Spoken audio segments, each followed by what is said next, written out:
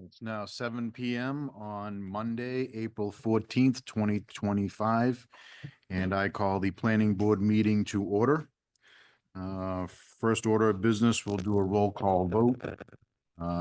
Ms. Henderson, Yes, I'm here. Mr. Robertson, I'm here. Mr. Samaya, Here. Mr. Trabue, Here. Mr. Giroux, Here. and Mr. Ventresca. And Michael Parker, I am here. First, we will welcome Anthony to our board from the recent election, and Ed and myself were reelected. So we thank the residents for showing up on Election Day. Thank you very much from all of us. Okay. And I will open up the floor to nominations for chair for our reorganization. Mr. Chair, I'd like to nominate you, Michael Parker, as chair for the. Second it. Any other nominations? Okay, seeing no other nominations, with us all here. Everybody in favor, say aye. Aye. Anybody not, say no. Okay. Thank you very much, everybody. I appreciate your support. Mr. Chairman, I'd like to nominate Blake Robinson for vice chair. Okay, Mr. Chairman, I'd also like to nominate myself for vice chair. Second. I'll sorry. I'll second my own nomination. okay. So we have Mr. Robertson.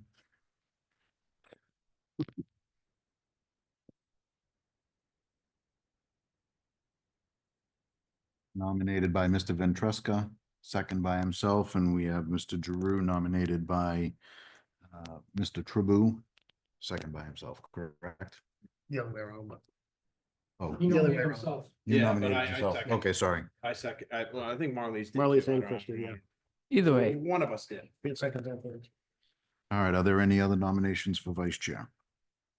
We'll go to a vote for Mr. Robertson first. He was the first nominated. So everybody in favor, say yes. Yes. Yes. Yes. So it was Mr. Samaya, yes? Yes. Mr. Robertson, Mr. Ventresca, and I am also a yes to support Mr. Robertson. Just happens to be the way it falls. So that is 4 votes. So Mr. Robertson is our vice chair. Chairman, I'd like to nominate Ed Giroux as secretary. Second. Double check the microphone, make sure the green light's on at the bottom. Thank you. You're a rookie. Okay, so Ed Drew's been nominated for secretary. You want to second yourself? Second. Okay. And I'll nominate Ms. Henderson to be our secretary. I'll second it. All right, so any other nominations? Seeing none, we'll vote for Mr. Giroux first. All in favor of Mr. Giroux, say aye. Aye. Aye. So, and a nose? Nah. Yeah, so that was a unanimous, Mr. Giroux. Get to take over spiel. Thanks, I think. Ms. Henderson has a very nice spreadsheet that she has produced. I'm sure she wouldn't mind sharing it if you Right, I needed don't it. know. It's, Let me see. Yeah. it's just a kind Thank of, you. we got a lot of things to talk about, so. Mr. Chairman, also, while we're on the reorg, I noticed that this body doesn't have any rules and regs, so I'd like to make a motion to, for us to form a subcommittee of 3 members of the body, the chairman serving as ex officio and Kat serving as ex officio of that body to work on rules and regs in accordance with our charter. It's not on the agenda. Right. It's a little confusing. We can take that up at our next meeting, Tony. We'll put that on the agenda. It's been something that Mr. Robertson started back when he was the chair, and it was something that we wanted to get to. But with the MBTA communities, we deferred that to when we had a lesser agenda. So happy to put it on our agenda to start discussing next month. Appreciate it. Thank you. So that's down to staff. We can add that to our agenda for next month, please. Yes. Thank you. Do the pledge. Thank you, Mr. Giroux. How could I forget the most important item of the beginning, which is the Pledge of Allegiance to our flag? Very sorry to everybody for not starting with it. Pledge allegiance to the flag of the United States of America And to the republic for which it stands, one nation, under God, indivisible, with liberty and justice for all. Thank you, Mr. Secretary. All right. Doing your job already. Yeah, someone's got to do it. All right, you're up, Mr. Mr. Chairman, then next on the agenda is open mic.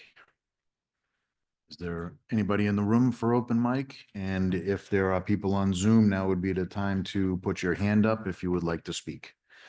So anybody here in the room that would like to speak at open mic? Seeing none, is there any hands on Zoom? Do we have any Zoom participants tonight? Chair, we do have Zoom participants. There are no hands raised.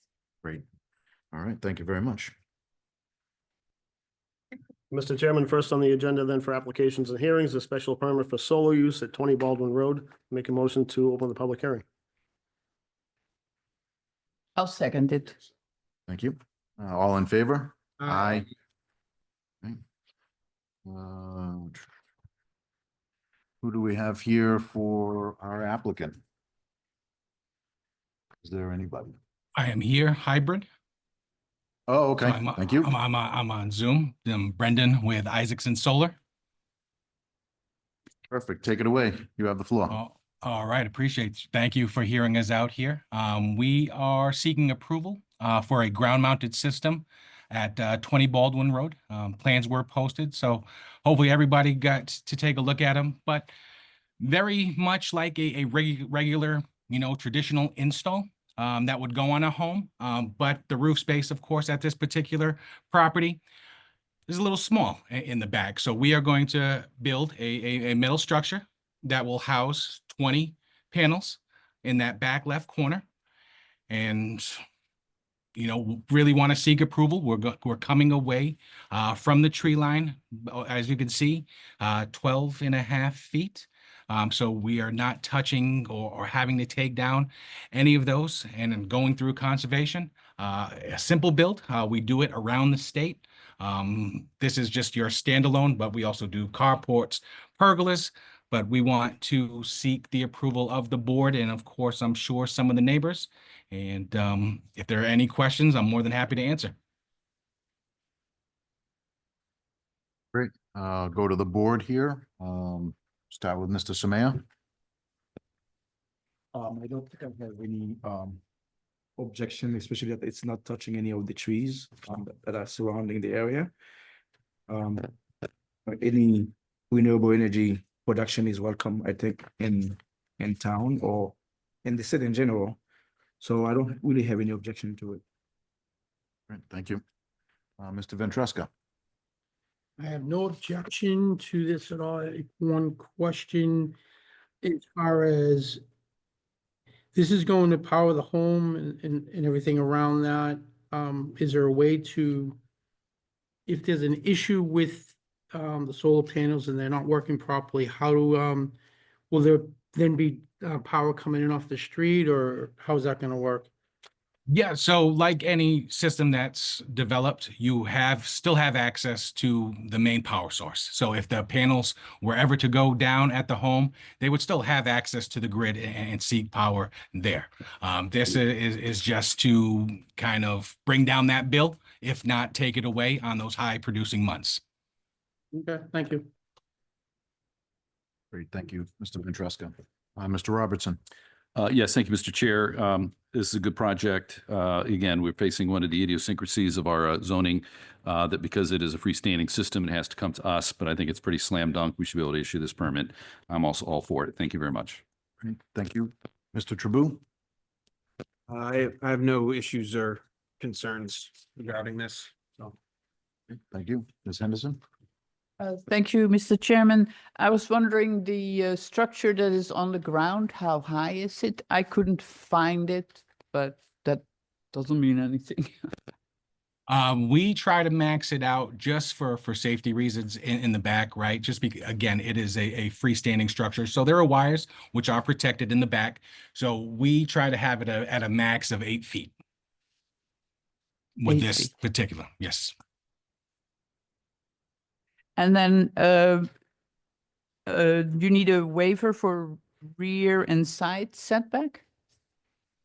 Not for this one. You don't need a setback because the fire department doesn't have to access it. If they did, they can get back from behind if anything was needed. Of course, we keep the access open in case of any type of maintenance needed. So we keep both sides clear and in the back, but we do cover the entire back side of it with a metal mesh, so you're not able to get to any of the working parts. Okay, I'm not quite sure if that is according to the standards in the bylaw. I thought it was like 20 feet, and let's see, the rural residential requires 20 feet rear and 15 feet side. So it's within the 35 feet for height. But as I read our bylaw, it requires 20 feet in the rear and 15 in the side. No? 20 feet from the tree line? From the boundary. Property line. Property line. Oh, the property line. Okay. So, Chair, if I can add in, I'll leave the zoning setbacks to building commissioner, building permits, whatever that needs to be. But what I think some of the discrepancy might be here is when they're talking about fire separation, when you see a roof mounted system, there is actually other on the roof setbacks needed so that if there was a fire department can access it. So they would also call those setbacks, which might be why there's some confusion here. But as far as zoning setbacks from the property lines, there are still standards that would apply, and I would defer to the typical zoning review for that. So would it need a waiver in your opinion? Is a waiver viable with special permit through this board? If you're ready. You weren't even here for this one. Good evening, Mark Lumia, Building Commissioner. So it would, you are correct, it's considered a structure, would have to comply with the setbacks. If I understand it, is it 8 feet in height, did they say? 8 feet Yes, in height. correct. So it would be considered a structure in regards to relief. I haven't had a chance to look at it, but I'm not sure if this board can grant it or it would have to be the ZBA, but. Okay. So if I can add on, the building permit would be the official review for that, right? Yes, So Or- if this board were to grant this, then you would have to work with the applicant, either issuing building permits or sending them to the variance process. correct. So is there any reason that this board couldn't approve it now? No, if I may, the only question I would have for the board is, if you approve it as is and they don't get the relief and it has to be moved to comply with the setbacks, would they still be, would this board be still satisfied with their approval as long as it meets the setbacks? I can't speak for the zoning board of appeals, but Well, I thought for a certain project, we would do waivers for rear setback and side setback, and for variances, it's not my business. Typically, design standards are waivers and dimensional standards are variances. if I may, could I ask a question of the applicant? Yes, of course. What is the total square footage of this small array that's freestanding? Let me see here. It is. Just taking a peek at it's just over 28 feet across. And from bottom to top, it is 7 feet, 8 inches. Okay. The reason I asked that is there's exemptions for sheds under 100 square feet, but it would clearly be more than 100 square feet. Mhm. Hmm. Um, So The- this would be considered, oh, sorry, Ms. Henderson. so the parcel is built out quite a bit. So I understand they want to put it all the way in the back. And if I look at an aerial, the person who lives to the left of this would have, you know, an extra thing to look at. The others have a lot of screening. If there was ever going to be building closer to the boundary lines on the adjoining lots, then they have something that, yeah, they would have to look at. So it, nou ja, let's just move to another speaker. Mr. Chairman. Well, thank you, Ms. Henderson, because, yeah, that,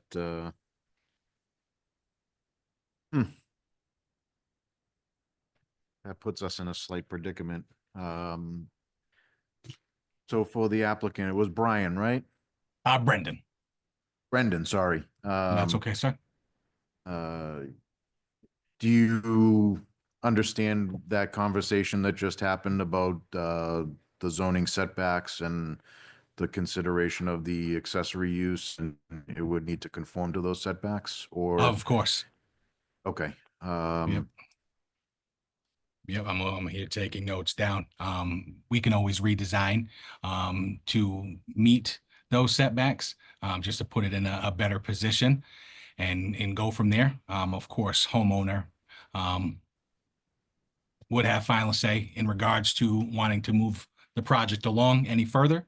You know, keeping off the property line and the tree line, of course, not being aware of any you know, rural setbacks. But we definitely have to take those into consideration. Okay. I'll give the final board member, Mr. Giroux, a chance to ask his question, and maybe it's prudent for us to continue this hearing until next month, so you can discuss with the owner how to move forward, and then we can hear you again next month. Sounds good. All right, Mr. Giroux? Yeah, I didn't have any questions until Marley spoke. But no, I thank you, Mr. Chairman. I don't have any questions, but it is a public hearing, so I don't know if you want to invite members of the public to participate. And for myself, short of the setbacks, I would certainly be in favor of the project. It's a great way to offset the rising electricity costs, to generate your own solar and be your own utility. So I hope that that this kink in the works doesn't stop them, and urge them to continue to move forward, because I think they will gain approval. And so I think at this point, I'll take a motion to. Chair, if I may. Oh, You Yes. have a public hand through my Zoom bad. at Thank least. you. Thank you. Go to the public Zoom first. All right. Jennifer Ford. Hi, so I am an abutter, and I have quite a few questions about this. My first comment was it was sent out in an envelope that looked like it was looking for us to buy solar. So a lot of our neighbors just ripped it up and didn't think anything of it. So I think for me, that's a problem, because of a lot of our, the abutters did not know anything about it. And then I have a few questions after that. One is, I guess someone has already somewhat answered this, is that what is it going to look like? Because I don't want to look in my backyard at a solar farm and I have all the maps and everything of what it's going to look like, but I'm wondering if he's willing to put up a fence so that we don't have to look at it. I'm wondering about the environmental ramifications, the impact on wildlife, the lifespan, because it's difficult to get rid of solar after its lifespan is over. I'm questioning about the heat island in the effect, the surface temperatures in the area. And I'm also questioning the health effects on the electronic magnet fields. Yep, this just like any typical solar that you see on a home. It is the exact same panels. They absorb the energy and they do get hot, but just to the touch where you can put your hand on it at any time. Being affecting the environment, it is based off of electricity, which the main source comes from the main home. So basically digging a trench to run those wires accordingly under all of the, electric guidelines throughout the state. We follow all rules and regulations here. The lifespan in regards to this system, you typically have 25 years, of course. We've been in business now 11. So, long-standing for most solar companies here. We work with a recycler here in town that any panel that goes array, we send it off to them and they deal with electronic recycling. We provide all documentation when we have to, and we sign off with every board that needs that documentation to follow that paper trail. We haven't seen any of our systems in affect any type of environment, but think of it as, removing it from a roof and just having it freestanding right there in the yard. Just trying to maximize the space and of course the homeowner's savings. I understand that. I just think that what it looks like in a yard. I mean, I understand people putting it on their home and their garage like these people want to do, but putting it in the backyard, I am opposed to it because I have to look at it. So I'm not opposed to it if he wants to put up some sort of fence so that I don't have to look at it, but I sit in my backyard and that's exactly what I'm looking at. Understand. For Understand. the- Are you for the the abutting record, property? Yes, I am. Okay. Can we get your address for the record? My address is 5 Nickerson Drive. So I look at the house behind me in the backyard, and then his house is over there. And I believe he has a pool, and that is the house that I directly look at when I'm sitting on my back deck. So I know it's no, I don't know how to say it. It's not gonna, appease you much, but you'll be looking at the profile view of this setup. So you'll actually be seeing like the thin side of the panel. You won't be actually looking at the array. The array is gonna be facing his house. So And I can appreciate that, sir, but it's still something that I have to look at. And so I am still opposed to it. Okay. Did he answer all of your questions though that you had? I would like a little bit more. I would like a little bit more clarification on the impact of the wildlife, because as I've been doing my research, it says that there is a lot more impact on wildlife. So if he would like to, at our next meeting, come up with some of his information that he has. And I know that he's been in work for 11 years, but maybe he could give us some of his some of the things and places where he's put it and how it's impacted, and probably not going to be able to impact a negative way because he's selling this, but I just want to know more about it. I'm not completely satisfied by just putting it in. And I'm also not completely satisfied. I believe that the next time that we have a meeting like this, that Isaac and Solar should put it in a certified letter. I have went to my neighbors and none of my neighbors knew about this. They ripped it up because they thought it was an advertisement.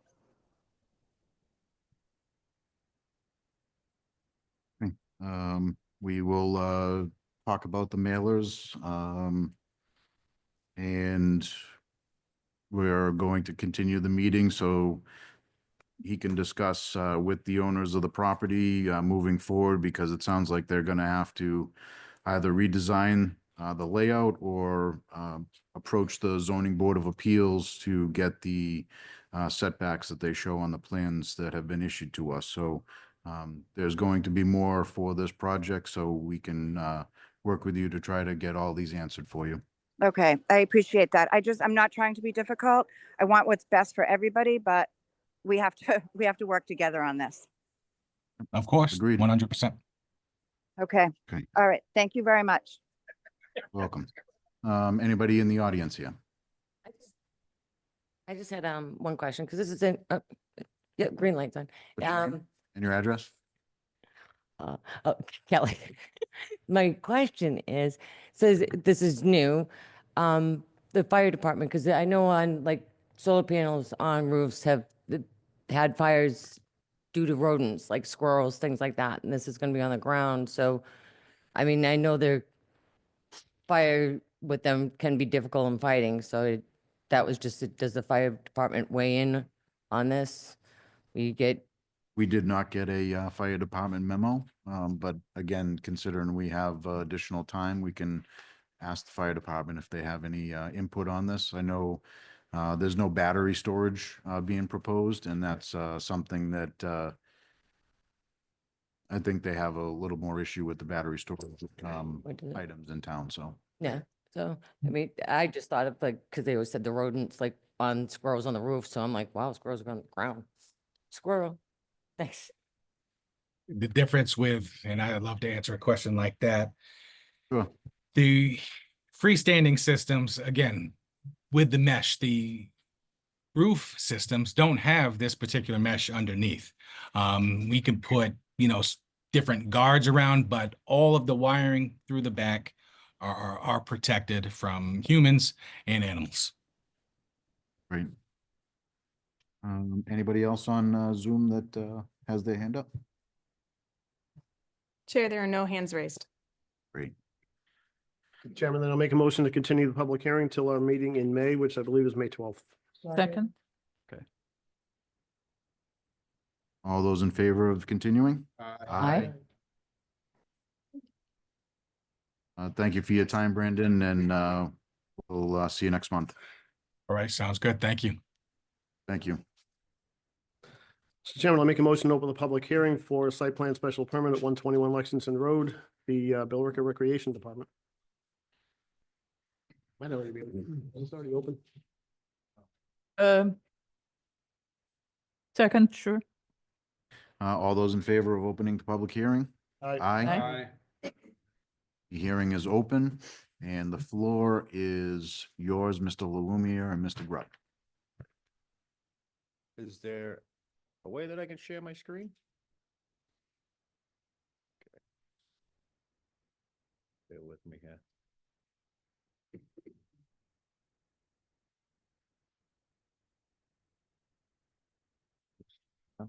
Yeah, green button. Oh, yeah. That is.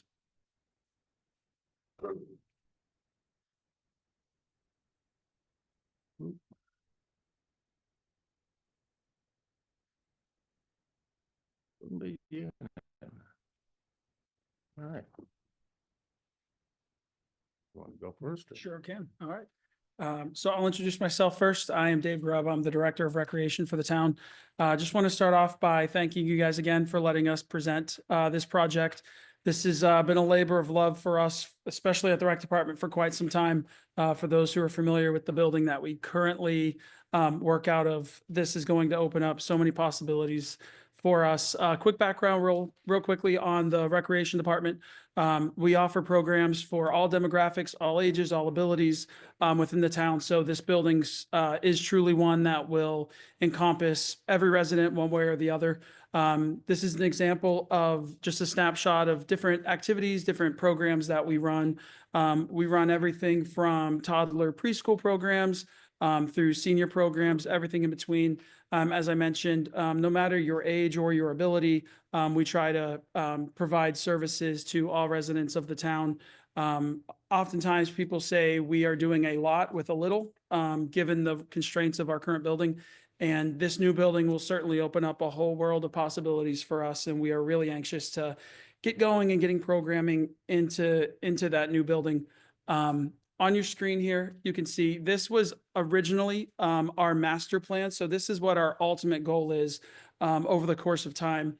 You can see, just to orient you, the pink section is the proposed recreation building.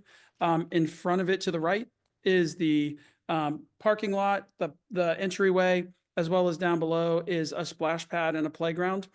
Behind the building is a patio leisure area with basketball courts and pickleball courts, as well as a parking area. This is the ultimate dream of ours. This is not the current project that we're proposing. So you can see on the next screen, this is the project that is currently in front of you that we are proposing. Due to cost constraints and prioritizing the highest level of programming for the building, this is what's in front of you today, which includes the recreation center. It includes the parking that will accommodate both the rec building as well as the ball fields, as well as the new playground and splash pad that we're proposing. This is an example of the floor plan design. So I'm really, really pleased with how this floor plan has come together. Myself, Mark, Bob Solis from Facilities, we've been at the front seat of this design from day one, making sure it matches every need that the recreation department has.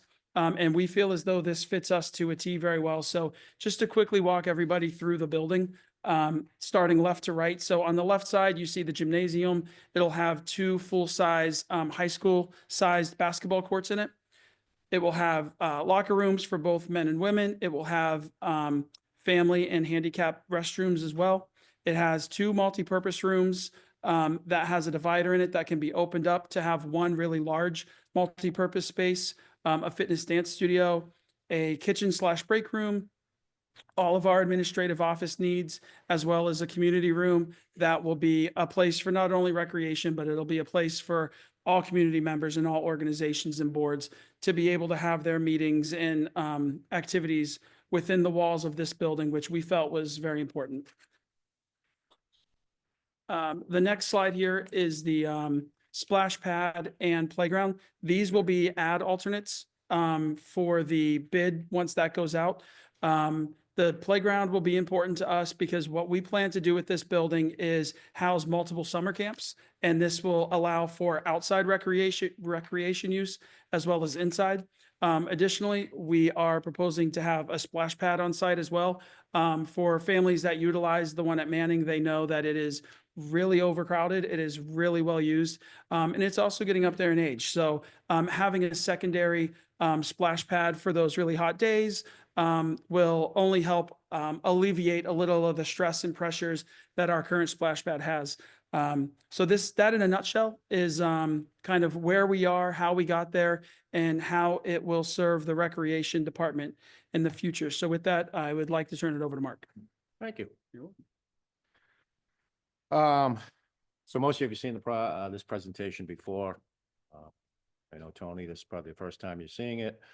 But this has been designed to comply with all the zoning regulations in terms of landscaping, setbacks, green strips. It's kind of an anomaly of what you see in front of the board. So we are looking for waivers on the traffic study and peer review. Now, having said that, project is currently in front of conservation.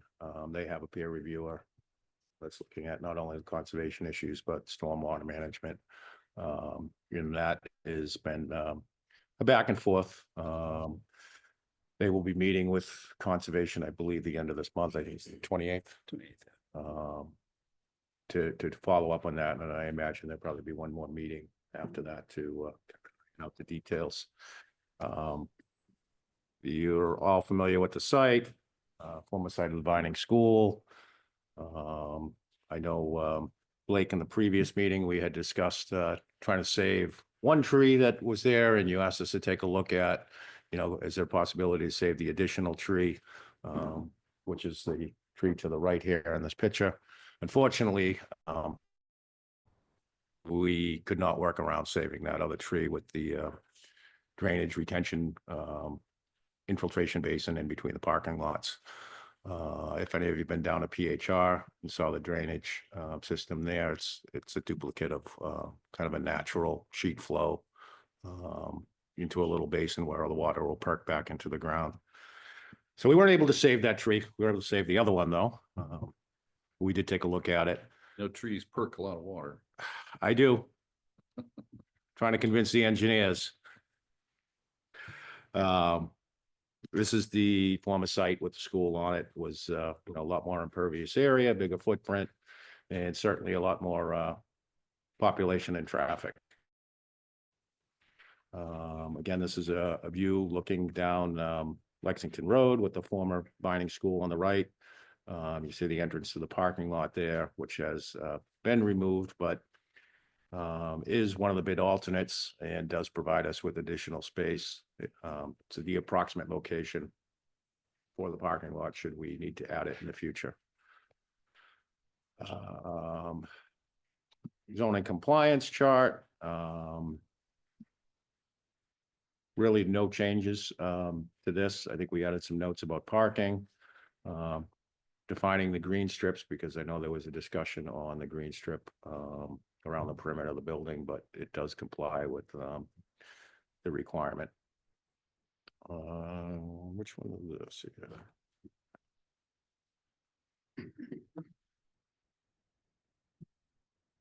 So I think you've already seen this slide, but it's a duplicate. This is the project that we're looking to construct. And if the budget affords it, we would also do the add alternate of the splash pad and playground. But currently, we're cutting nickels and trying to value engineer to hopefully get some savings to put that splash pad and playground system in. And the team's looking at a number of different ways to do that. Right now, the structural steel and concrete is out for bid. We're hoping to see some savings there. We did conservatively estimate kind of high, so we're hoping to pick up, some value there. This is basic utility plan. It has changed. In discussions with DPW, there's some concern with capacity of if we connect to the sewer on Lexington Road. They're looking at that, but it may require an upgrade to a pump station. So they've asked us to look at the alternative, where the existing or old Vining School, their sewer connection went out through the back underneath this retention pond. So with the help of DPW, they are, doing some investigative work for us. The design team's taking another look at that, and trying to analyze costs on it. But that's really right now the only major change with utilities is the sewer potentially be going out the back and utilizing the old line that was there for the Vining School, which hopefully won't tax the system anymore. Again, this is a drainage system. Conservation's currently reviewing that. There's a lot of back and forth with the engineers, and we're letting them kind of work out those details.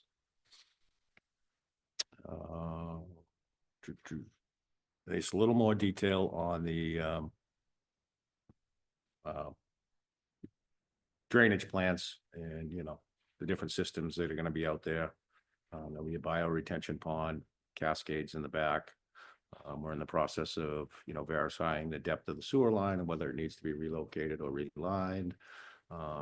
Verifying some of the soil conditions to confirm that, what they suspect is out there is actually out there, so the system works.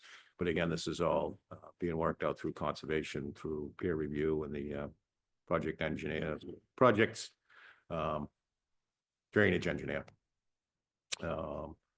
Lighting plan showing the parking lot lights. The yellow, it's a little backwards, but the yellow is actually darkness. So it's showing you that, the light does not escape the site, illuminates the parking lot, illuminates some of the perimeter of the building, entrance and exit doors, but is not going to contribute light pollution to the neighborhood. If anybody has any questions, feel free to stop me as I go. Architectural plan, a little more detail in it. I think Dave kind of walked you through this. Fairly basic building. We're looking at form kind of follows function here with as basic as we can get it.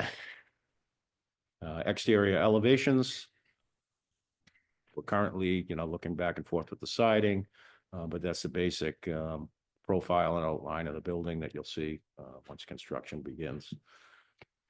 Front and rear elevation, top being the front, which you would see from Lexington Road, the back being the back of the gym.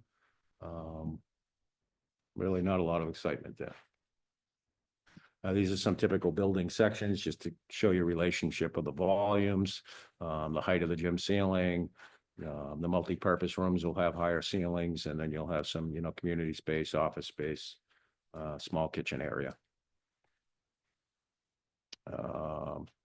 So in terms of the parking, again, we're looking for waivers on traffic study and peer review. And then I added this section on, because I know we had some discussion on parking.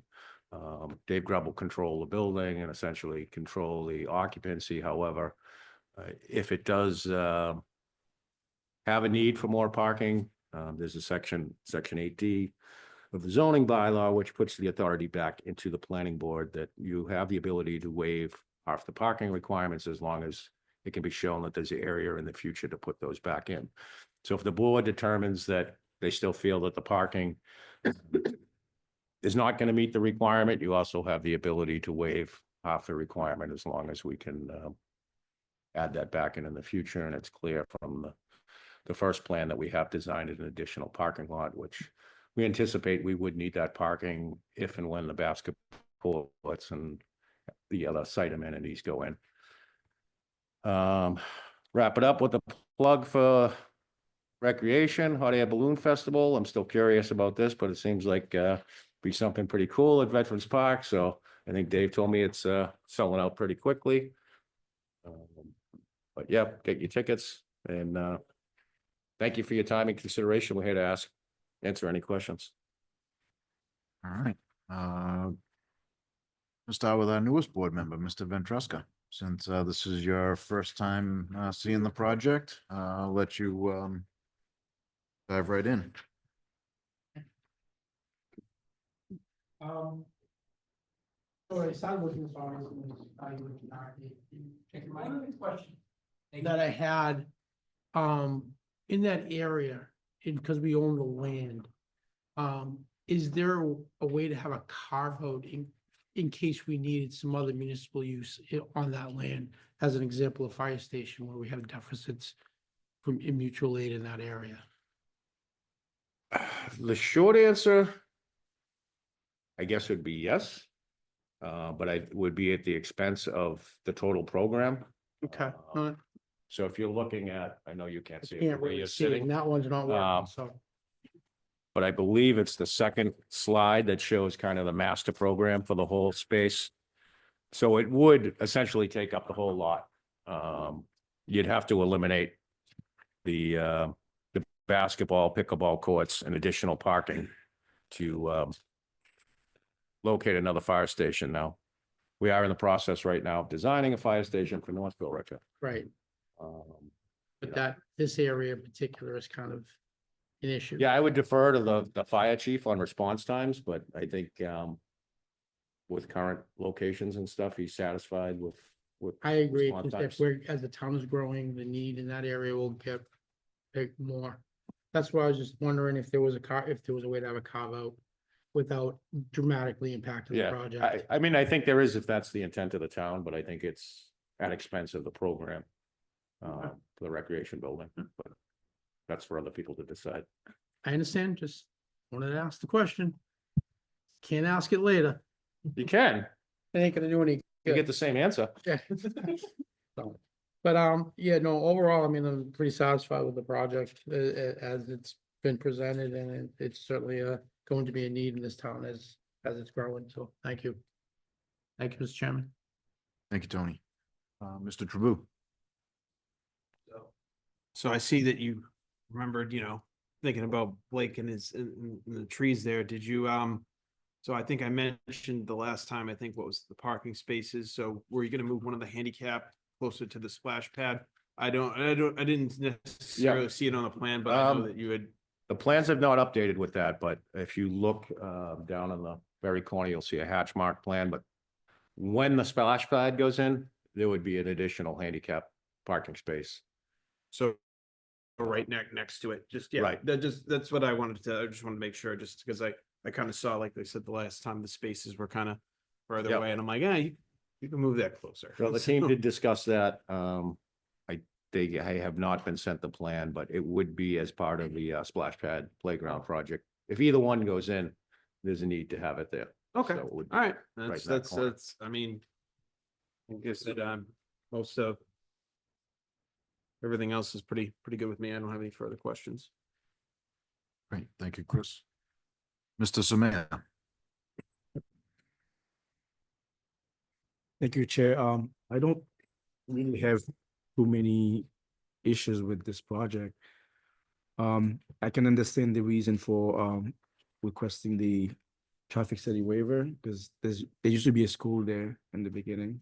I don't think it's gonna add more traffic than the school that was there. I mean, there's actually gonna be more activities, but I don't think gonna be the amount of people that's coming in and out is not gonna be the same thing. So I understand the need for the traffic waiver. So I'm for it. So I think the town needs a better, nicer recreational area. So looking forward to endorse this. Great, thank you, Evans. Ms. Anderson. Thank you very much, Mr. Chairman. Thank you, Mr. Chairman. I don't have a lot of questions. I think the waiver for traffic study and the waiver for the peer review for us is fine. It's clearly a complex waiver or peer review going on for the stormwater.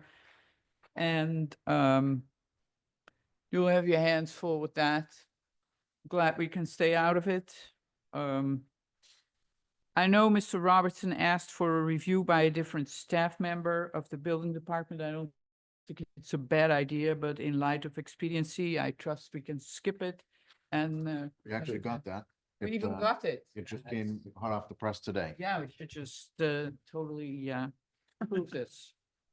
So in terms of that, if I may, it'll also be one of the other inspectors in my office who issue the building permit, do all the inspections on it and, kind of oversee it, make sure it maintains code compliance.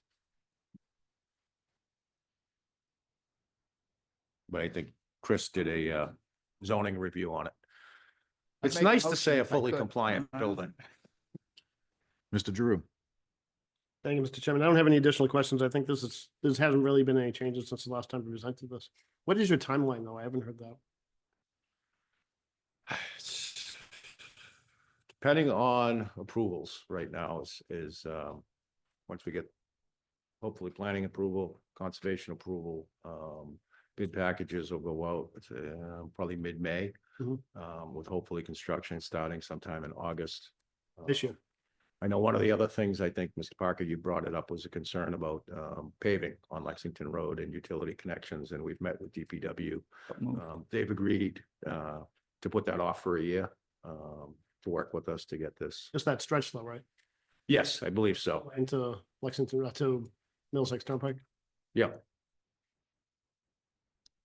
So I think the answer to your question, Ed, is as fast as the government lets them, Yeah. Fair. Moving at the speed of government. There you go. We'll see you in like 10 years. Thank you, Mr. Chairman. No. I'm joking. I do not have anything else to add other than I have faith in our recreation department to manage the site with the proposed parking lot, knowing that they permit the baseball fields. They will ensure that their programming and the baseball aren't, colliding in, major events, where he's gonna have 100 people and they're gonna have, 10 people backed up there waiting to play. So I think that's a manageable site with one other user. It's not multiple users like you might have had at a different site. So I think it's very manageable there.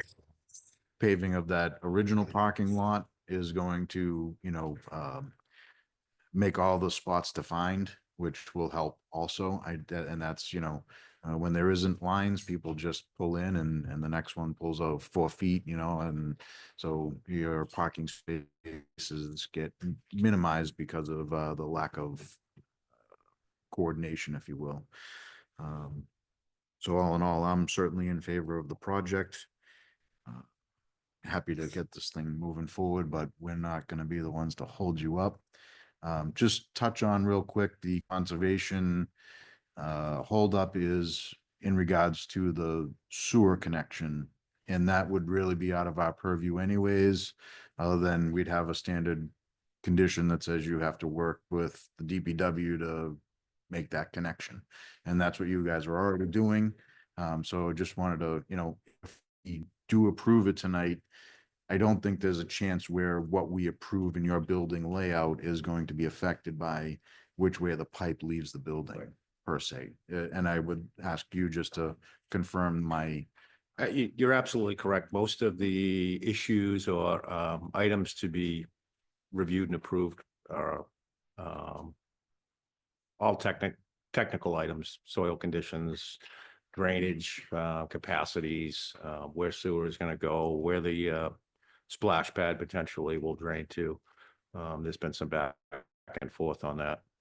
So the project's design engineer has been working pretty closely with Conservation's peer reviewer with comments back and forth. And I know DPW's had their own comments, and they've been really, really good with us trying to push this project also. right. I'll go to Mr. Robertson. Thank you, Mr. Chair. So I've been a fan of this project from, two years back when I was on the Capital Facilities group. And although the site has changed, the project has, the design has been good.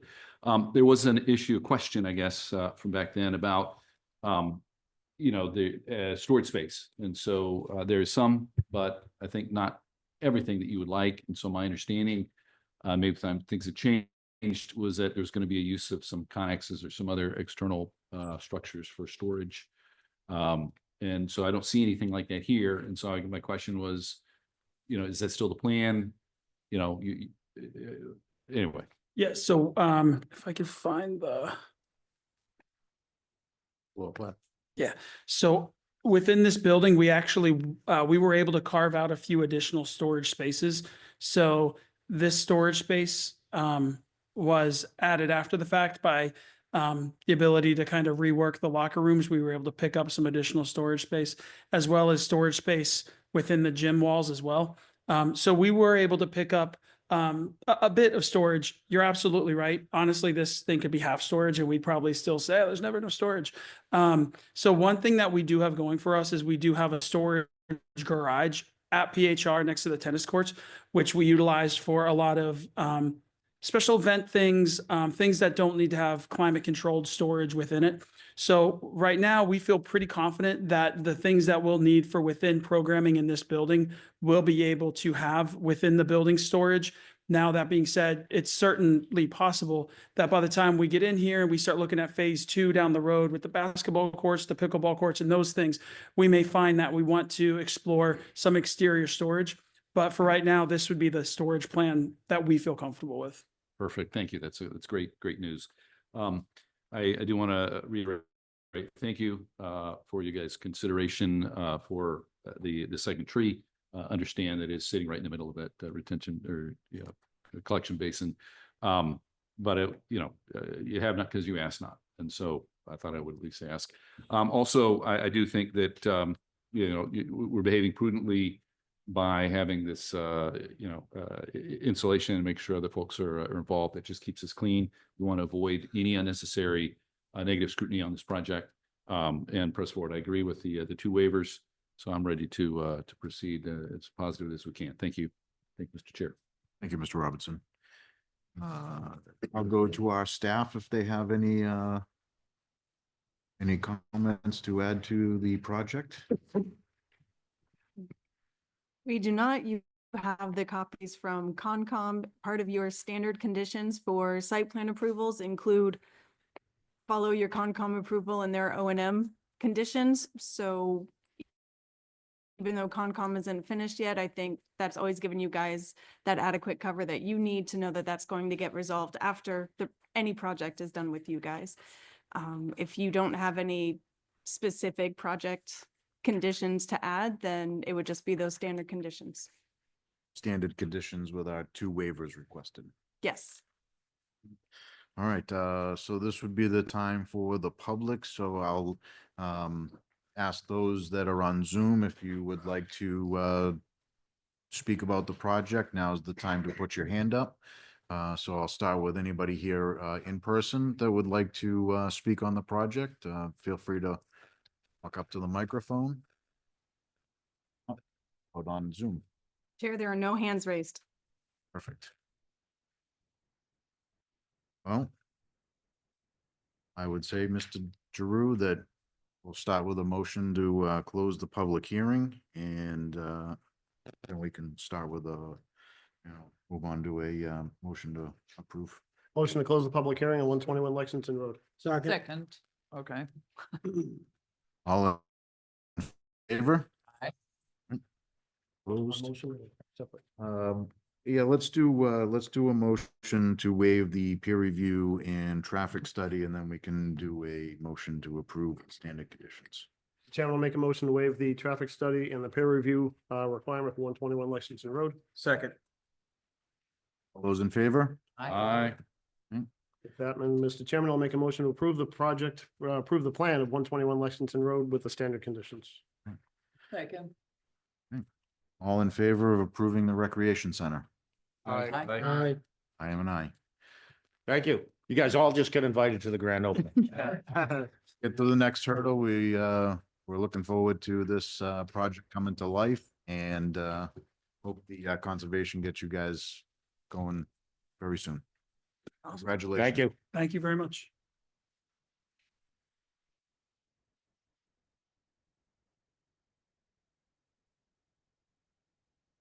Need to sign anything. Chairman, with that, I'll make a motion to open the site plan special permit for 279 Boston Road. Second. Chair, point of order. Yep. Sorry, this is preliminary. It's not a public hearing yet. Next month will be the official opening. Then never mind. Right, so this is a informal get to know the project, and they'll be opening the actual permit hearing next month, so. With that being said, do we have somebody here for the applicant?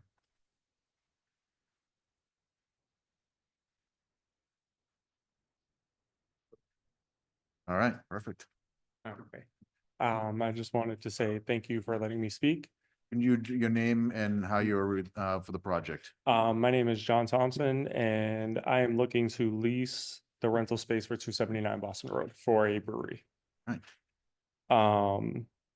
To do this, I'll be filing for a special application permit for light manufacturing. There will be a floor plan, updated parking calculation, so you can see how it will not create any new parking demands for said space. I've been in communications with the Select Board, Board of Health, the Building Commission, the treatment plant as well for water waste. So I'm making sure I'm following all regulations for permitting processes. I've gone through state and federal licensing at this point. So at this point, I'm just going for town approval, which next month, hopefully. I'm excited to bring my brewery to Billerica. I hope to be selling in local stores as well. And I'm going to start with about 10 to 12 beers on tap. And that's kind of where I'm at right now. Awesome. All right. So but this is just kind of a get to know it. So if there are any questions about the application or specific questions you have about the project before we actually get this open, now's the time to kind of get some of those off our chest if we can. So start, Mr. Samaya, do you have any questions? You can skip me for now. All right, Mr. Trabue? Well, first, I just wanted to say, hopefully, you'll be in Billerica here and you can be a contributing member to the community. Our businesses are, a lot of our businesses are involved in Billerica, and so hopefully you will do the same there. And there's also all kinds of different fun competitions. I don't know if we have any involving liquor. I know we were doing ones with like desserts and soups, but so just to stay involved and I think, I mean, I don't think it's probably going to be as intense use as other intended uses. So the only thing there is I just think of people like they're, they shouldn't be getting behind the wheel, but they go and Yeah. just with the parking, sure, slam into someone there just within the Absolutely. type. But that's the only, but I think that's more of I would hope, just if you notice something like that, just Yeah. Everyone will be tip certified to make sure that nobody is over intoxicated, and we will be Yeah. making sure we standard And practices that's to more make of, sure it's safe. I mean, more or less, that's more of like Yeah. with the town. Mhm. I mean, the select board. So other than that, though, I think I'll be looking forward to the initial special permit next month. So that's all I have. Mr. Ventresca. Thank you. Is it brewery or brew pub? Brewery. It's a brewery only, so you're not gonna have people coming in and doing tastings? Or No. are they gonna be private tastings? So it will be open for, I will be, when I go for if this is all speculative, if I get approved, when I file my official application, I will be applying for a pourer's permit as well.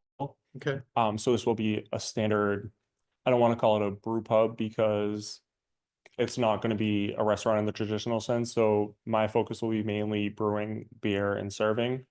I do have an agreement with Michael Columba. And there's going to be the food aspect coming from his restaurant. So there'll be an open window with a kiosk and food will be coming from there. But from my standpoint, it's solely going to be focusing on the so brewery will the public aspect. be, so it's gonna be for the public to go there all the time? Yes. Okay, Yes. interesting, very good. All right, kind of busy, Berwood. Every, everything from lagers, ales, stouts, sours. My goal is to find out what everyone likes and make sure whoever can come in can enjoy a beer. Any ciders, hot ciders? So unfortunately, I'm not going to be able to have a cider. I'm going to have a non-alcoholic option, but for my license that I have, I can only serve what I brew, which knocks out the cider. But I will have seltzer.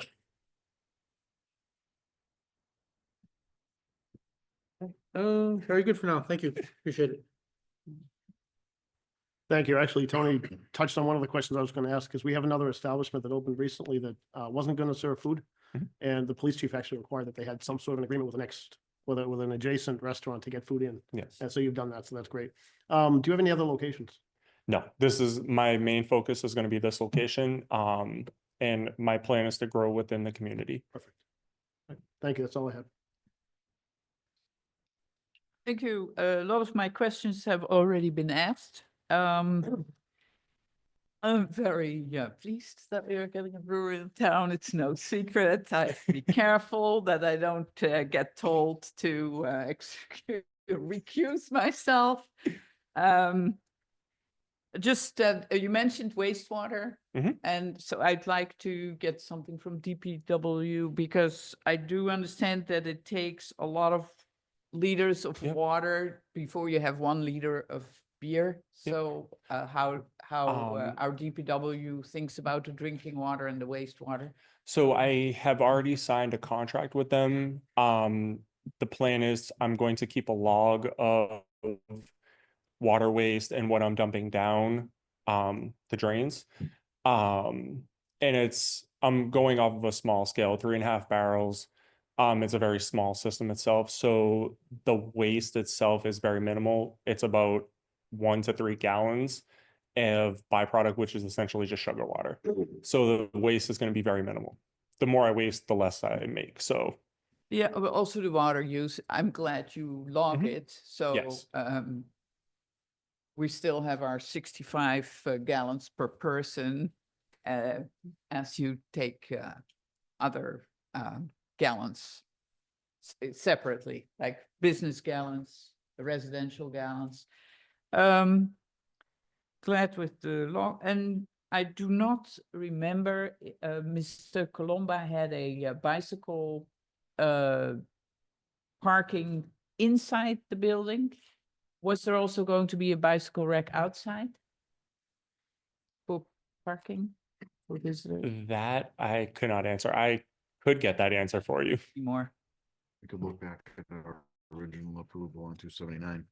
I Yeah. thought he might have been putting one outside for patrons to Mhm. come in, and the inside was for the residents of the Yeah. building. I don't, maybe the staff can look into that. I'm happy to look into that, yes. As far as this proposal, I don't think they're proposing any changes to whatever was already approved, but we can definitely verify what that detail was. Yeah, so because if there is not, then I think it's a great idea to have one. Oh, that's it. I'll make sure he's I think aware. We did have one. That's all. Yeah, I'm not I should 100%, remember, but of course. I'm pretty sure we did. Okay, thank you very much. No problem. Good luck. Thank you. Mr. Robertson? Thank you, Mr. Chair. And thank you for considering Bill Ricca for your business. We have been striving for getting some, restaurant, that, this type of thing. So very good. My biggest concern was alleviated, which was I was afraid based on the shape of the drawing that we have, that you're going in place of Berlundi. And so that was going to be troubling for me. I'm still having a little difficulty reconciling where in the rest of the first floor footprint you're going to go, because at least in my package, I don't see that clearly where you're going. And I thought that into, yeah, I did see it. educate me. The question from Ms. Henderson regarding the interior bike storage, if that was what she was asking. Anyway, so if you've got a pass-through window, then you gotta be next to the Berlundi area, but all the drawings that I see don't show that connection, so.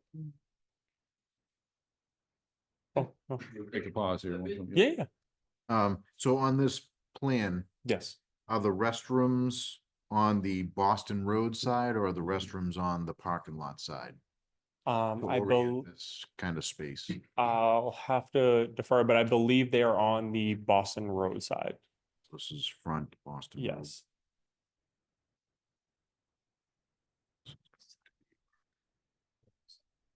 Which makes sense, because people will come in and this is where they're, Exactly. yeah, so that was kind of really my question was like how this fits in, not to take Mr. Robertson's time up, but that was my also really only question I had in terms of the package was where does this fit in with the building? And it's gonna sit next to Berlundi, Yeah. which is good. So I'll go back to Mr. Robertson. Really, that was my only question. So, I presume that we will get something updated, and then we can get a sense for that, and then have an understanding of what, not your problem, but the that's all right. remaining segment that is yet to be filled, in terms of what that work, and then the overall implications of that for parking, et cetera. Sounds good. So anyway, very pleased you're here. Thank Thank you. you. Hope that this can work out. I hope so too. Right, That's Mr. all. Samaya? I have any questions or objections?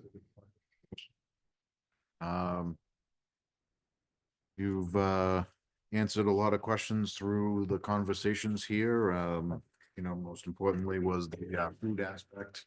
Because we don't control that, but the next people who you see will be asking about food. And so I think that's having a new floor plan that shows Berlundi. Okay. And then shows you right next to it, how that connection is made. Will be helpful for us, but it will be helpful for the select board when they go to approve, and you guys, you can point right to like, this is our connection. Absolutely.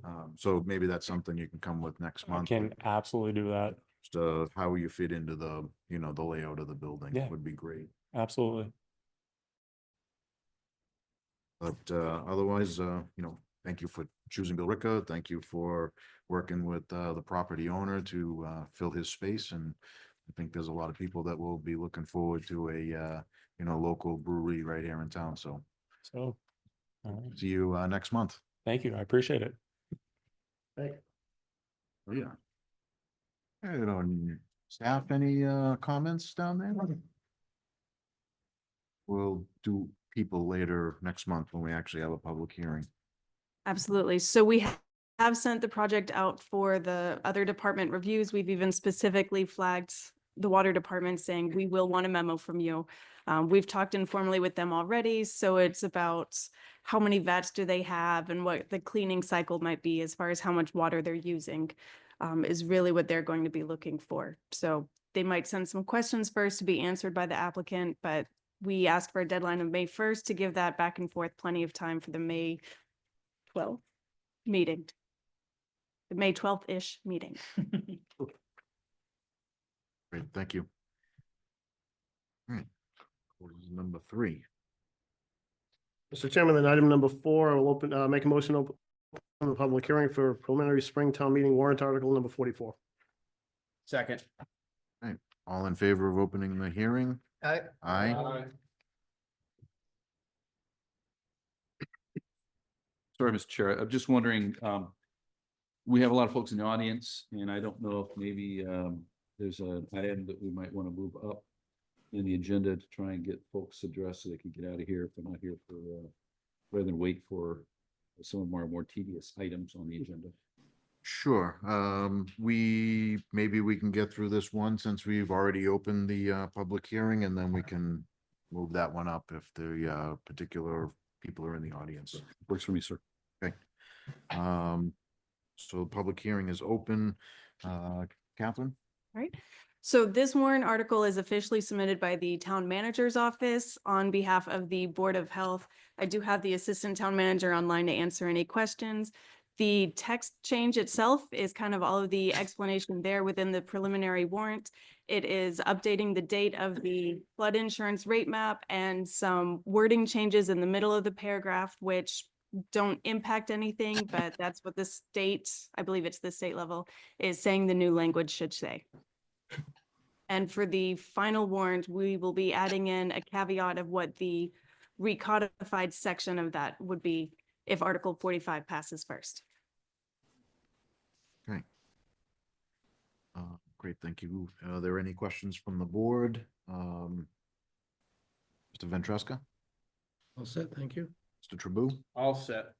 Mr. Giroux? This is just a requirement for the flood district for flood insurance. Is that accurate? Correct. All right. Thank you, Robert. Thank you. Ms. Henderson? Yeah, I just have one question. When I was on Conservation Commission, there was often some back and forth about green engineering floodplain and the FEMA floodplain.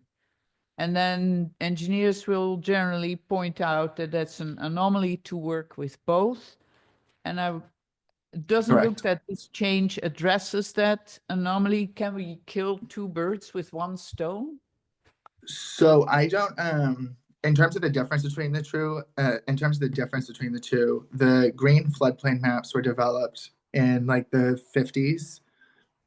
And they've kind of held on through. The FEMA floodplain maps are from the federal level, and then the state adopts them, and then the locality adopts them. I can talk to Isabel to figure out more about where the green floodplain ones come from. But that's the difference between the two. And so this adoption has really nothing to do with the green floodplain maps. Okay, thank you. Robert. That's it, thank you. Okay. Mr. Robertson? No, we just have a Scribner's issue we're looking to resolve, but other than that, I don't have any questions on this. Glad we only do it once every 40 years. Mr. Samaya? I don't have any questions. I don't have any questions either. The Scribner's errors that, what is it that you found? Should we note it in our motion or? Sure, we just have an incomplete sentence. So, okay. Or third line of the new text. Issued? Yeah, I mean, it's Oh, okay, I see the period after administration. And then we got a non-capitalized letter, so we're getting rid of that Oh. period. Well, they'll figure it out. It's a great point. Thank you. All right, so I guess the motion would be just figure it out. It's a public Okay. hearing though. So are there any members of the audience here that would like to speak, or anybody on Zoom that would like to ask questions about this Springtown meeting warrant article? No one on Zoom. No one on Zoom, no one here in person. So Mr. Chairman, I'll make a motion to close the public hearing on Article 44. Second. the Aye. motion in a second, all in favor? Aye. Aye. Make a motion to recommend Article 44 to town meeting. Okay, we got a motion in a second, all in favor? Aye. Unanimous recommendation. All right, so for the audience, is there particular people here for a article? 46? So let's open, Judy's just pulled up. let's open Article 46 for the next hearing, please, Mr. Giroux. All right, Mr. Chairman, I'll make a motion to open the public hearing for Article 46, petition article to change the zoning bylaws for the doggy daycare. Thank you. Thank you for moving us up. We have a motion in a second, all in favor? Aye. Just name and how you are Okay. project, please. Thank you. My name is Laurie Knowles, and I'm the lead petitioner of Article 46, the amendment to the dog daycare zoning bylaw, Section 5(6)(c). Our existing bylaw restricts the number of dogs permitted on a 2,000 square foot daycare premises to 15 dogs. And we propose that updating the maximum number of dogs to 30 is a reasonable change that still provides animals adequate space to exercise and gives existing businesses the opportunity to more effectively utilize their space. For context about the amount of space that a dog would require to exercise, we included a formula that is used by the Animal Welfare Act, which is a federal law that governs the care of dogs in a research environment. There were no other standards available that we could apply here to illustrate our point. This amendment was created in response to Ollie's Law, which was enacted in September of 2024 to regulate dog kennels. Some examples of what this law requires includes maintaining license and vaccine records, creating safety protocols, submitting injury reports. And this law is administered by local animal control officers. So while Ollie's Law does not specifically address the maximum capacity of dogs in a daycare facility, it does mandate that the ACOs make the final determination of the number of dogs permitted. And that's based on safety, staff, animal welfare, and emergency plans. And we determined that local facilities with a 30-dog maximum would be a manageable size for our Billerica ACO staff to administer, and provides a standard framework for them to work within, because it was not described in Ollie's Law. So I discussed this article with both of our animal control officers, and they were comfortable with working within this bylaw update as long as it remains in alignment with Ollie's Law. With this bylaw update, they plan to work with the existing dog take care businesses to oversee their programs as mandated by Ollie's Law. So we want to attract businesses to Billerica. And lifting this restriction will encourage more dog-friendly businesses, we hope, and allow our existing businesses to thrive. With that, if you have any questions. Start with our staff. Is there anything you can add for us before we go to the board? The same as the other zoning article, we'd be working with the petitioner to change the final warrant language to include what the new section would be cited as if Article 45 were to pass. 6. Well, the exact subsections. So Okay, right now- subsections, I'm sorry, okay. If it got recodified. I see, okay. So I'll start, Ms. Henderson. Thank you, Mr. Chairman. So your article is written relative to the general business district. There is also daycare for dogs and industrial district. That's right. Yes, I And know. you're not going to change that. Um, but I was just wondering. yeah, I thought that it covered both, but I'm not that familiar with zoning laws to know that if it Yeah. didn't encompass both. I know that there are different districts. I can see you've done a lot of work on this, Mhm. but the reason that we're changing the bylaw is Yeah. because it was very confusing and blurry and Yes. the blurriness is what you're also dealing with. Yes. And now you also have to do an article with like, if it's going to be the old blurry bylaw or the new recodified bylaw. I was wondering if you could consider, let's do it with the fall town warrant. Yeah, I don't want to discourage you, but it's so blurry now with the 15 dogs in the general business and 20 dogs in the industrial district. It gets to be such a Mhm. big warrant article. How would you suggest we do that then? To write two or write one that describes both districts? I don't I'd understand how have to do to that. defer to Kat because, yeah, we talked about it earlier. So right now, if you were to look at the recodified draft, it says these two kind of conflicting zone standards pretty clearly, which is maximum of 15 dogs for general business, maximum of 20 dogs for industrial zone.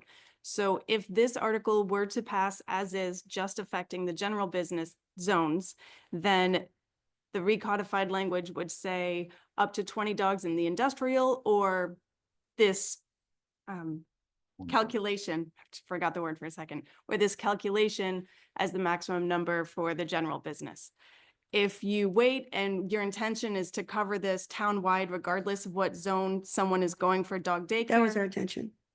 Then we would just be changing that whole clean clause of 15 versus 20 to just that one proposed calculation. Mm.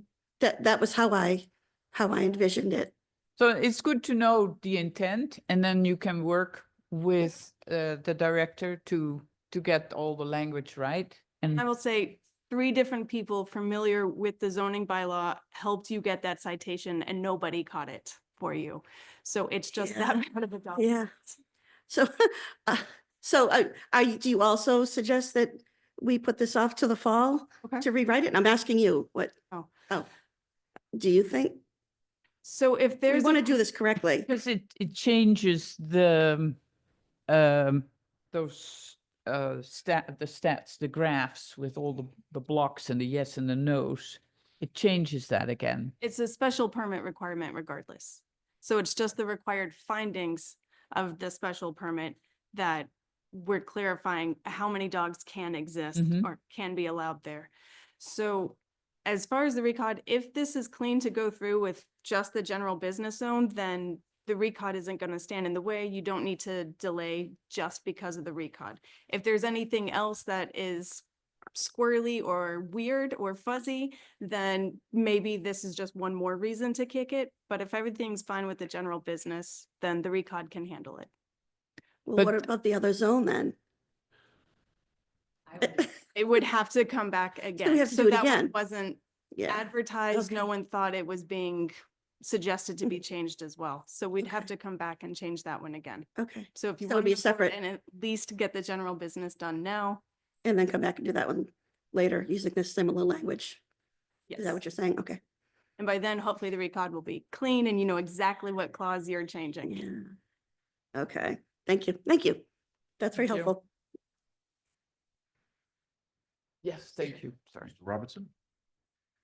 Well, Mm. yes, thank you. Thank you for your hard research. And sadly, your case in point with why the recodification needs to happen and sooner than later.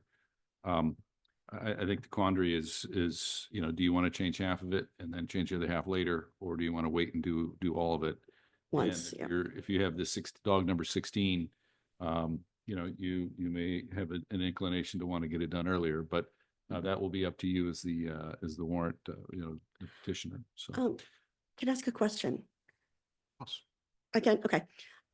So Ollie's Law mandates that the animal control officers have the final say over the number of dogs that can be in a daycare facility at one time.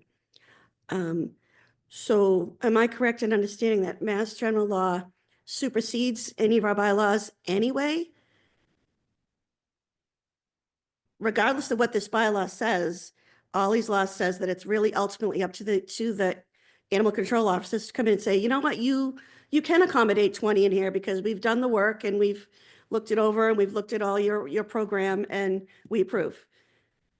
Chair, I can attempt that one. Yes, please. So without being familiar with Ollie's Law, I'm going to speak a little bit out of turn, so please don't absolutely take this to court.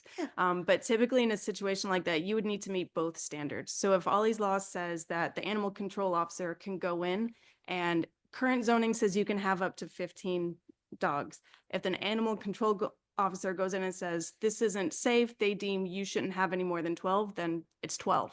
Well, that's right. Exactly. That's exactly But right. they can't say, oh, this would be safe up to 20 or 30 or 40. They wouldn't be able to go beyond the zoning. So you'd have to meet both of those standards. Okay.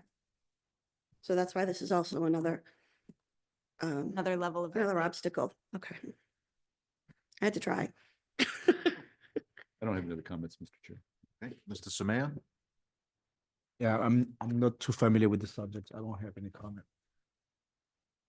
Mr. Ventresca? Thank you.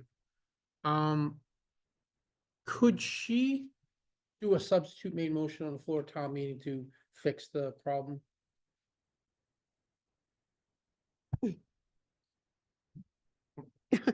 I would defer to someone with town meeting experience or authority.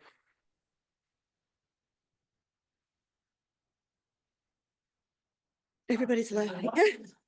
If you could do this to solve this problem. If not, then I would encourage her to bring this now and then come back in the fall with the other half. Don't walk away from this. 'Cause at least it's getting the ball rolling here. If this does not pass by a 2/3 vote, what happens in the fall? Do we have to wait? How long is it after it that I could put this forth again? You would have, if you put this forward and it didn't get your 2/3 here in the spring, and Yeah. you came back in the fall with a revised article that included another section, A different article? it would be Completely different. substantially different and you could come back right away. Oh, okay. I follow what Tony says. If you've put in all this work, you've gotten to this point, why not take this to Springtown meeting? Okay. And then obviously, I think there's a lot of people that have dogs. We would love support dogs. So it gets supported, or you come back in the fall with a singular change to that other section. Or if we find that we need to make other changes in other sections, just to make sure, then you do another article in the fall. But you have put in enough work here where, you know, you're right there with this section. And I don't want to say, is there a project in mind as to why this was brought forth, right? Mhm. Is there somebody that Is has there- run into this already? So maybe you want to get this moving for them. I think we do. There are businesses in town right now that are significantly underutilizing their space because of this restriction. So it's keeping businesses from growing. And I think other businesses, you know, won't be inclined to come here, you know, for this reason, if it's so restrictive. And I think I'll yield back also, to you. and also to the reducing regulation in the town, this then says a message that, hey, look, we are going to continue to fix this in the fall as well. Mistake was made, whatever, we acknowledge it, we move on, we fix it. And I think that's sends a good message. Is that something that I should say at town meeting? Is that we understand that this is only for one district, but then the other one we will come back and address? Should I make that clear that this is only for, Is it the business district? I confuse them. I think sometimes saying less Saying is less, better. like if I'm on the stand, right? Don't ask any question. Don't offer anything not asked. Better, and Okay. don't let someone, if someone brings it up, they bring it up. I mean, obviously, we're on TV, you know, people Yeah, may see it, but yeah. I think But I'll we're have better that, I'll off have the- to my be notes with me. prepared Mhm. in case someone does bring it up, but Yeah. I wouldn't. I We could think go you- back and do it again. Okay, My opinion, but okay. I only been on town meeting for 20 years. What do I know? Thank you. Yes, thank you. Boo. So I'm just gonna, so I'm just looking at, for example, right now, no, because I do, I actually do want your, you know, your article to pass here, but I think that what it is that like we're just doing the recod to kind of fix stuff. So my thing would actually be, was that maybe that you do, work with people and and actually bring it back in the fall. I think that would be better. And it would just, instead of just trying to do maneuvers on the town meeting floor, or try to get that, because you know, it's a 2/3 vote. And so if you have 1/3 that's not in favor of it, I mean, you can make substantial changes. I don't know what other additional changes that you would have to make it more substantial so that it would come back. So I'm just saying, for the sake of that, maybe actually work, because I know there are people here, whether on the planning board or even on the select, you know, the select board as well, that I believe had concerns with it. And I think that if you worked with them, they would be able to help you address those concerns. And then, you know, it's just better to look like, you know, you've done all, you know, I went back, I did all my homework with the stuff, and, you know, you've done research here, so you've already done some good stuff, but it's just to, you know, iron out everything, so it doesn't look like, you know, you're making an amendment on the floor. Just, you know, we're just trying to make, I think, everything cleaner with the zoning. So I don't actually, like I said, I don't oppose what you're trying to do. I would just say, and also too, sometimes I mean, the equation isn't too bad for calculating it, but I think it's also too dealing with maybe how, Yeah, I would like to just qualify that. We're not, I say we, but I mean, the people who run these businesses are not in the business of walking around with a tape measure. Say this dog's 28 inches, he gets this amount of space. There's enough of a buffer of space, because it's 1,000 square feet, that you could have 30 dogs and there'll be plenty of room, because it's inside and outside. 1,000 each roughly in these businesses that are existing. So it's just meant to be something that people can think of for context, for the number of dogs. Because I think it's hard to picture, especially if you don't know anything about dogs, how many dogs can fit in a room and mill around, you know? yeah, I'm just saying, which is the, you know, Yeah. whether if you get a, you know, a Doberman or a Chihuahua, Right. the equations, Right, that's what I mean, but it's just meant to be an average, basically, is what we would Yeah. we would go with. I say we, but them. yeah. So I mean, I like I said, I don't have an issue with, I'm just saying is that maybe it would be better for you to like bring it down in the fall there. Thank you. So Thank you. Regarding the explanation, I think, if that tends to be a little confusing, I think just send an email to the town manager's office. They can take that explanation out. At least that part of it, at least, if that's confusing. Well, I was told that you can't change a petitioner's article. You can, Right. you're the petitioner. I'm not talking about the article, I'm talking about the explanation. So the explanation with the formula? Yeah. So if you take that out, then you still have your objective still discusses that. It just cites the law. It cites the guidelines. It's up to you. But I Okay. actually agree with Tony. I think that you've done enough work on this to bring it forward to this town meeting. If it Okay. didn't pass, if it didn't get the 2/3, you could bring back the revised article for both sections in the fall. Okay. I can't imagine this being very controversial. So at least that would give you some sort of a litmus test as well as to how town meeting feels about it. If they pass it, then you can bring back the industrial zone later. So I think we only have 2 daycare businesses in town, correct? Yes, as far as I know. And they're both in the general business? Yes. Yeah. So Yes. this would affect both of them, and it does open up the town to more business friendly to make the town more business friendly and encourage more businesses to come in. That's the goal. I agree. That is the goal. Perfect. Thank you. So just to clarify, I can take out the whole explanation. Understanding the explanation. Not sure what's going on back there. It's my understanding that the explanation, if it tends to cause some confusion, if you think it does, that can be changed, because it's not part of the article. Even though it references it. Right. The article itself references it. Leave it in. It's up to you. Okay, thank you. Thank you. I have 2 dogs, so I am a dog person, and so this doesn't change the minimums that we're looking for in terms of square footage, No, and I guess it also doesn't speak to like a minimum requirement for, we're going, say, from 15 to 30, but it doesn't talk about now you need, say, 2 people on site to deal well, with. that's where it gets into Ollie's Law. And that's where the ACOs would come in and say, well, you're gonna have 30 dogs, or you have an inside area and an outside area. We want you to have one attendant in each place. Or a training facility, would have higher dog to person ratio because they're training. So I didn't want to get into that with the bylaw because that's a little bit too specific, because there are different types of business models like I just described. So, but we did say that, we didn't make the change to the original bylaws, is that will be an attendant on site at all times. Okay. Otherwise, I have no concern.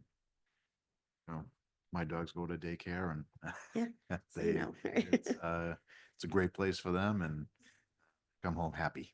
Yeah, So- and tired. Right? So since this is a public hearing, if you're on Zoom, you'd like to speak about the proposed warrant article, or if you're in the room here, please raise your hand on Zoom or approach the podium here. Mr. Lumiere. Good evening, Mark Lumia, Building Commissioner.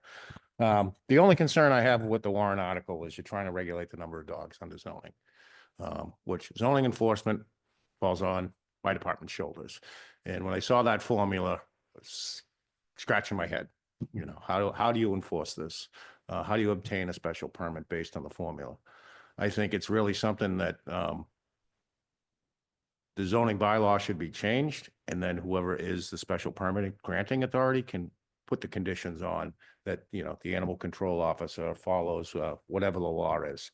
And then the animal control officer can make a determination on what's appropriate for that location for the number of dogs, rather than trying to back into a formula for a fixed location, because, general business is up and down Boston Street. You can have residential houses right up against the general business. In that instance, you may not want, 30 dogs there. But if you have another location that's isolated, I think the Red Barn here, that's a current dog daycare. There are no residences there. You would look at that differently. But I think you want to put the number of dogs and the enforcement and the care of the dogs in the experts that have the background for it, which is animal control, not zoning. I don't want to be out with a tape measure trying to figure out, do you have enough area for, 3 pit bulls, and this afternoon's 3 chihuahuas. Just my opinion, the way it's written, it's almost unenforceable. And I think, it's something like these boards do and condition on everything. You can put conditions on that you follow the requirements of the fire department for flammable storage. You can do the same thing with this. So if you, rely highly on animal control to say, you can have 35 dogs here, you can have 40. I don't know why we're putting a number on it when you have experts in town that can provide their professional opinion, what's appropriate for the location that's in front of them. Because I don't think one size fits all, depending on the way our zoning is and its adjacencies to some residential uses. Then it pits the applicants against a neighbor to come out to speak against a proposal. They might be fine with 5 dogs, but not 30. As the building commissioner, you're advocating for revised warrant article to address maybe not a maximum. but Just put my it on. opinion, I think, if you're going to condition it with a special permit and then you want to condition the number of dogs, I don't know where 15 came from. I don't know where 20 came from. I think it's just an arbitrary number that somebody chose at a time would be appropriate. And I think if you're gonna allow them by special permit in general business, change that, and then you can condition it to number of dogs based on the location, based on the applicant, and based on animal control's input, just like, every other department, you ask for conservation's input or DPW's input. Well, here you have professional animal control officers, you could ask for their input and then condition any special permit to based on what they say. So you're not at a fixed number. Can I say something? Absolutely. That's, No, thank you. Thank That you. was really helpful. This is actually to you. Would you be comfortable with this changed language? Because I kind of thought this might come up, so I wrote something. Billerica animal control officers will make the final determination of the number of dogs permitted based on safety staff, animal welfare, and emergency plans. Is that fair enough? And I can take out my last part that said it will not exceed 30 dogs regardless of the square footage of exercise space. If you don't want to have a maximum, we can take that out if you think that's not appropriate. That's just my opinion. Mm. Maximum, minimum, because every Yeah. location's gonna change. My concern is, as a building inspector now, trying to go and enforce number of dogs based on the area, it's gonna constantly be changing. But If you could this is, come up- if it's based on different, and Ollie's law Right, but- dictates that they have to use all these factors to determine what's appropriate. Yeah, I Right. think, you want to get into applying the conditions based on animal control input, and I don't Yeah. know who the special permitting authority is, whether it's the ZBA or it's, the intent is planning board. Okay. Okay, thank you.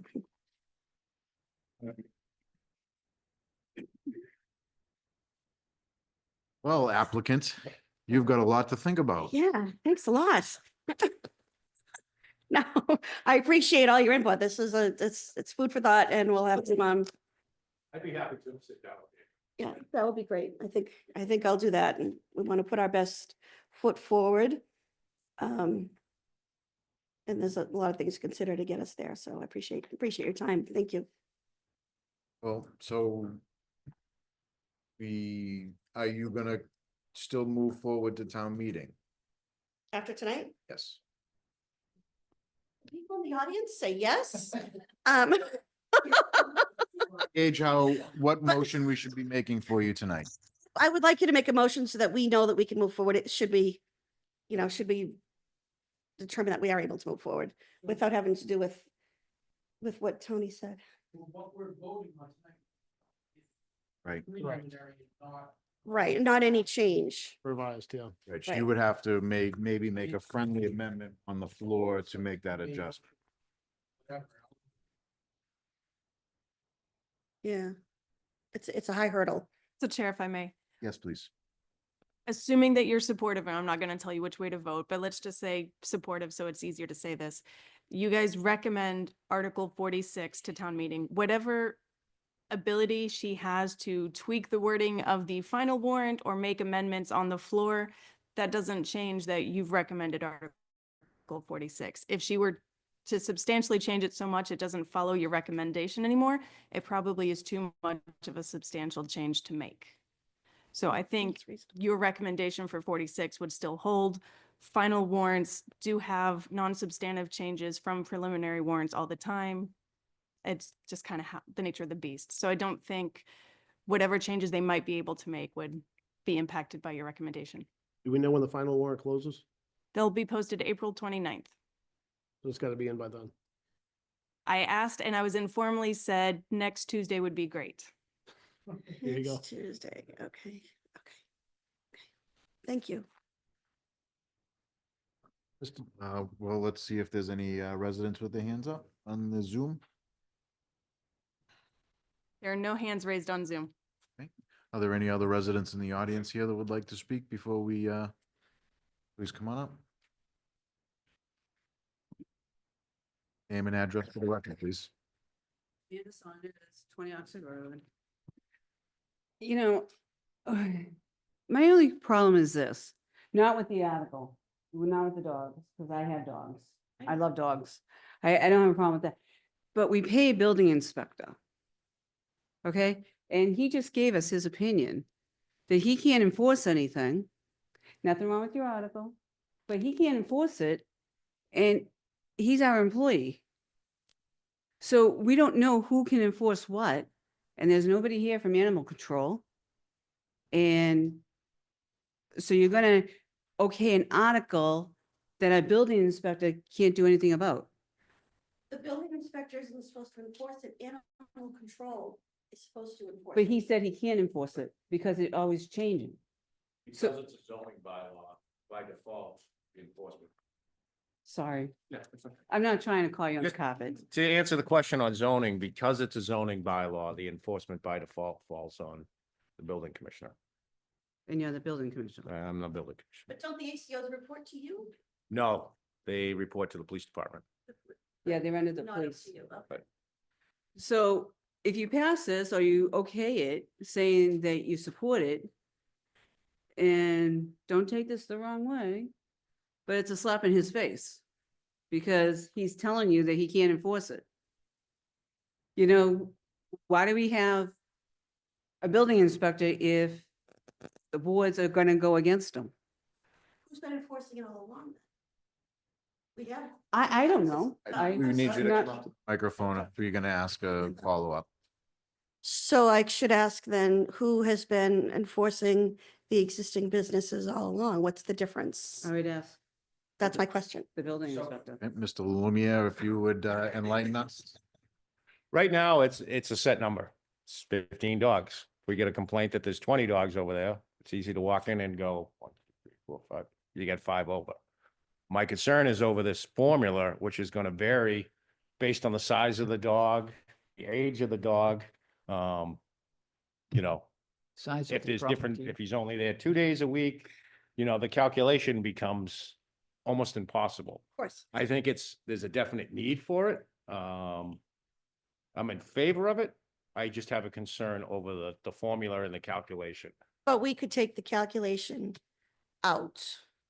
If we took it out, would you be more With a- amenable to this? Absolutely. Right. So if The the question becomes, how do you increase the number of dogs? And I think that's what the end goal is of, Right. we're trying to increase the number of dogs. So it's more like a zoning.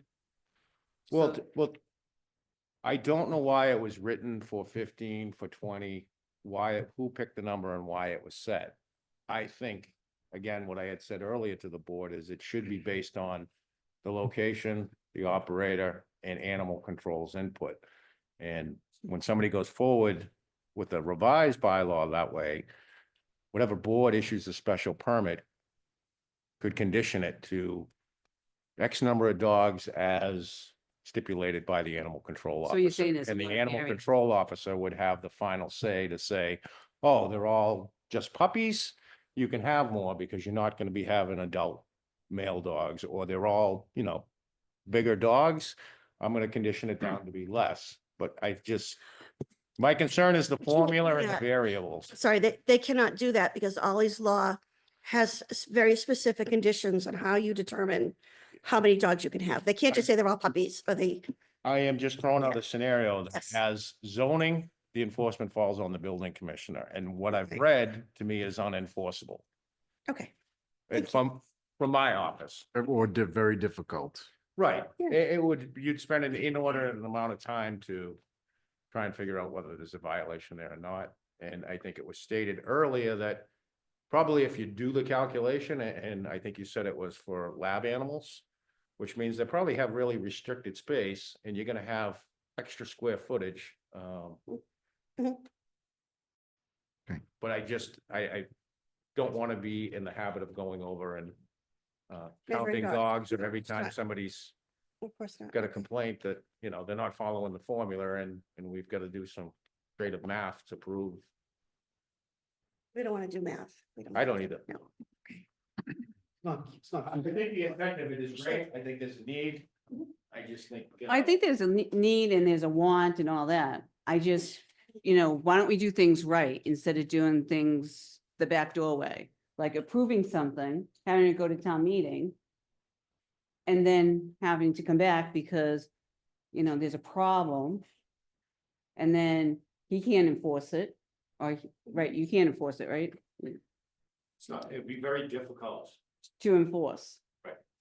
So until you know all these other, I know it varies because you can have all different types of dogs. And I'm not saying anything about different types of dogs, but I'm just saying.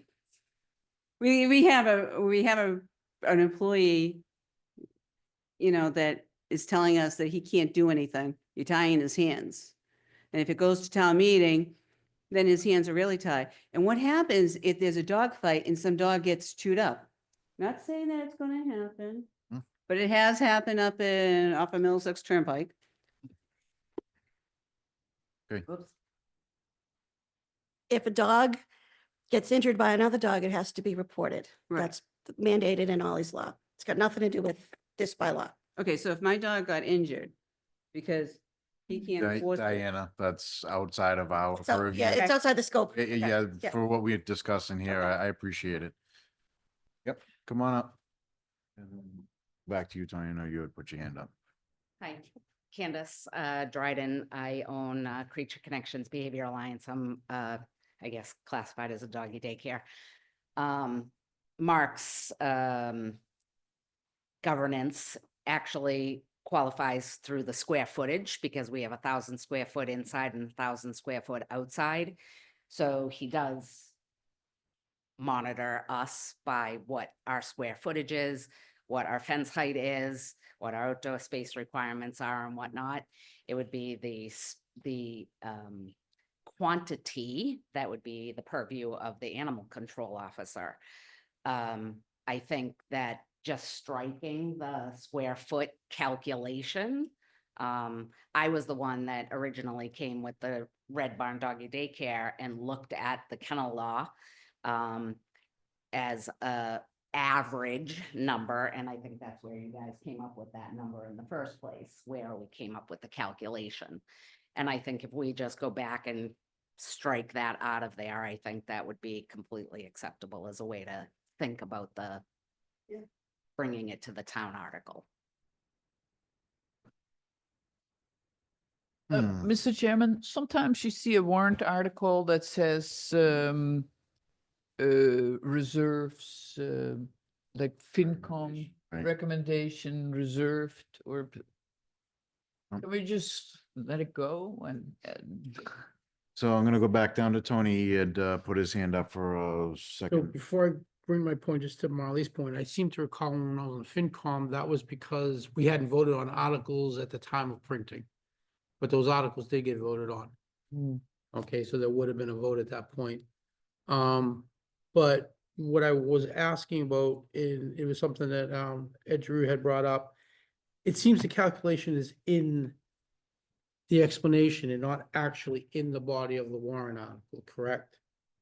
So if you just eliminate that, the explanation part, it saves the warrant article, does it not? Well, it references, it says, we could read it, it says calculated number of square feet set forth by the Animal Welfare Act. Oh. I know, I'm sorry, keep doing that. So it does reference the calculation. It does reference it as the objective, the maximum But it's calculated number of referencing the square law. feet, huh? Referencing the law in the body of the It's warrant. referencing, yeah, that part of the law. Right, and I think if It's you so notice, vague. If you left it there, I mean, if you left the calculation out, But I'm saying if we take this last part of this explanation out. yeah. Just the calculation part? In whatever we end up by doing, but we're basically, we vote the warrant article, not necessarily the explanation. That's really your verbiage. Right. so I think the, what I'm seeing though is there's an asterisk after the word act, which references the asterisk on the next page, which basically explains what That is. section 3.6, section C, subsection I, subsection, I'm sorry, one Yeah. I, and that's what that says. But but it's still but, all right. It's the explanation. you're Yeah, right. it's the explanation part. I think if it was revised just to take out the The explanation, reference even Yeah, for the law and come up with a different way to determine the maximum, or if it's up to the ACO, for example.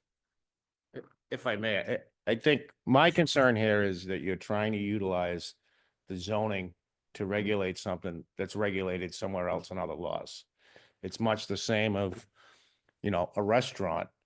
The zoning says where you can have it, what you need to do to open the restaurant, and then there's a plethora of other laws through the Board of Health, through police if you have alcohol.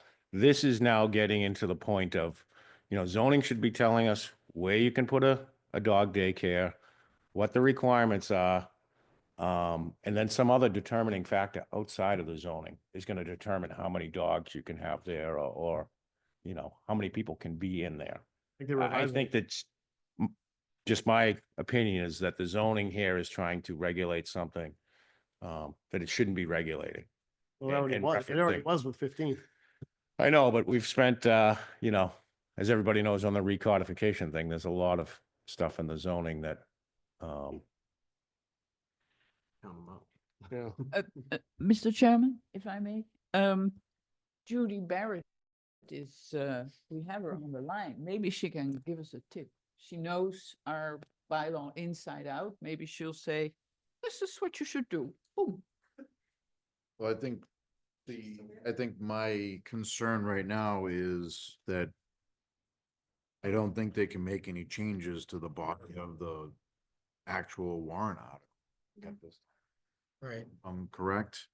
And as long as it prevents. That's, I'm not sure how to explain that. Right. So with, now we had two different zones we need to address.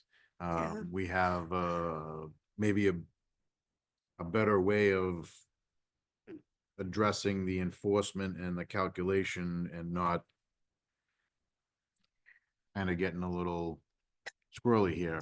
And I want to support the dogs and the daycares, but I want to make sure that we, as Diana said, we will vote to recommend this and then it goes to the floor and it's changed. Yeah. That then nullifies the It's like bait and recommendation. switch. I understand that.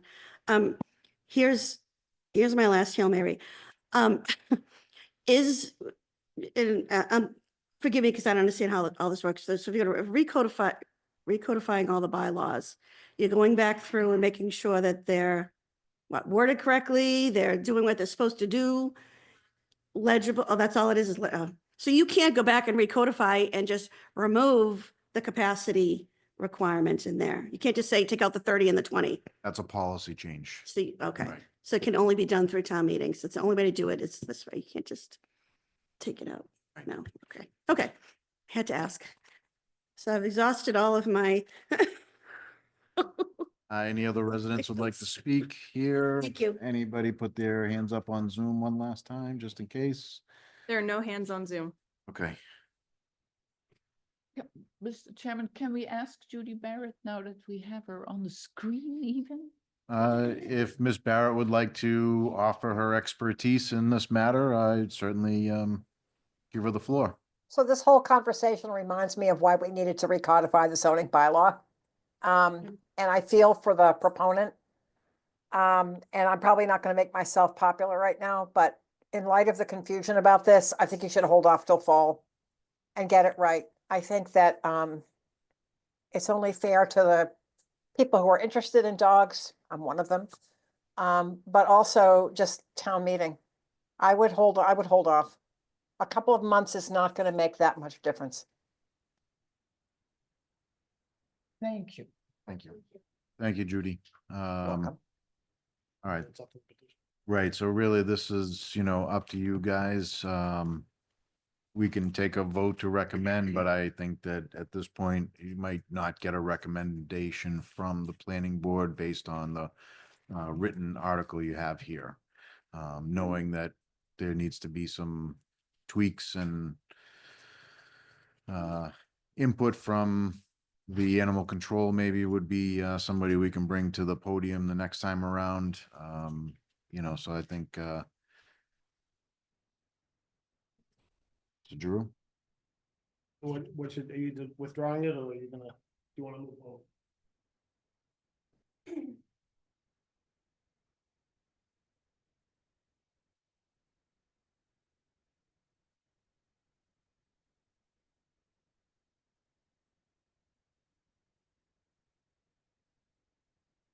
So we're gonna withdraw our article and do it, we'll revise it and come back again in the fall and do it again. I think it's the right thing to do for everybody involved. So thank you so much for your time. I appreciate it. Appreciate all your input. And you'll see us again. Oh, I would suggest, Mark, if you're willing to sit down with them and. Yeah, so This. So we've learned a lot. We've learned a lot.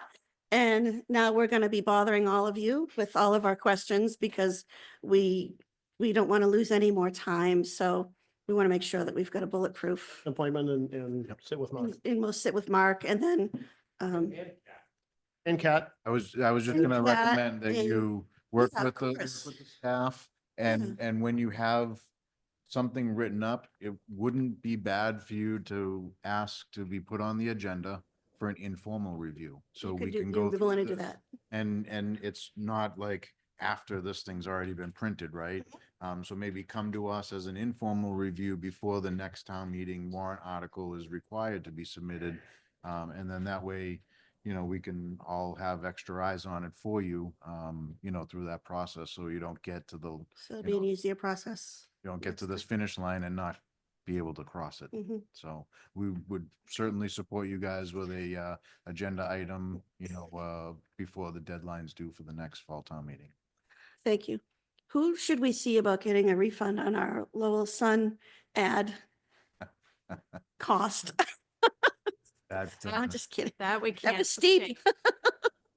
No. and that's why I wanted to see you guys move forward. Yeah, I know. That's why we've come so far. We've been working on this for months and months and, talking to everybody and trying to get something that we can work with, but we just need to do a little bit more work to get it over the finish line. So, so I appreciate your time. Thank you. Thank you all. Chair, if I can add, Close and then not vote.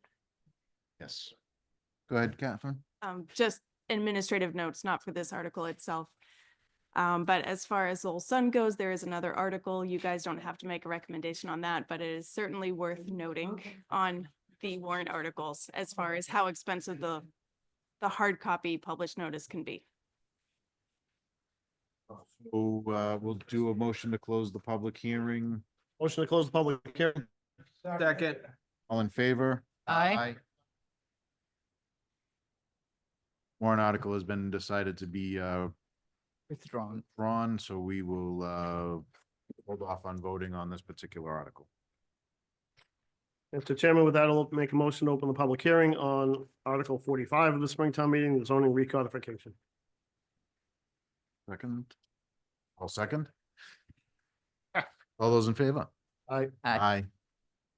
Okay, so the public hearing for Article 45 recodification is open, and I will turn this over to Catherine and the staff and Judy. Thank you. So we are back again today. I can absolutely give you guys the presentation you saw last month when you submitted the preliminary warrant. One thing that I did include in your package is a memo talking about those final tweaks and revisions we talked about last month as far as what gets built into your own final warrant submission. We do have our consultant Judy Barrett on the line as well. And then we have a couple of people on Zoom and a couple of people in the audience.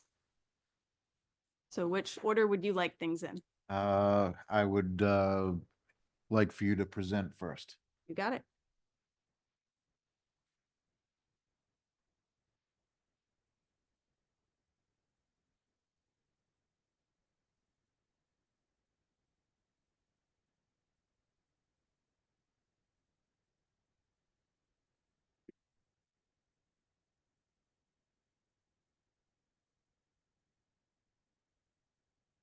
Right, so this is the warrant for zoning recodification heading to town meeting spring of 2025. This presentation covers 4 main sections, which is the background as far as why are we doing this recodification, the process of how did we get it done, the draft itself and what it has, and then what the next steps are. So as far as the background goes, the select board originally kicked this off identifying as one of their goals that we needed to update the zoning bylaw. So we've taken it slow over a couple of years. First, we did a zoning audit in order to review all of the issues that our current bylaw currently has. So you can find on the town webpage, specifically at /zoning recod or at /planning board, this diagnostic report, which was also done by Judy Barrett. And there's two main phases that she identified. One is technical issues with the recodification, clean up the actual document so we can start reading it and start identifying where some of these more detailed issues are. And then phase two is the actual policy updates.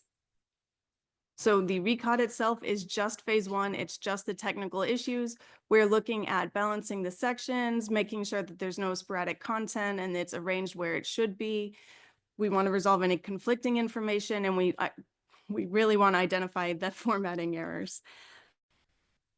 And then phase two, which is the policy issues, is not what is being voted on by you guys or at town meeting this spring, but that's what we want to get to next. That's making sure that our policies are aligned with our goals and what we really want to see. If we want to encourage businesses, for example, indoor amusement off of the highway, we probably should not prohibit it.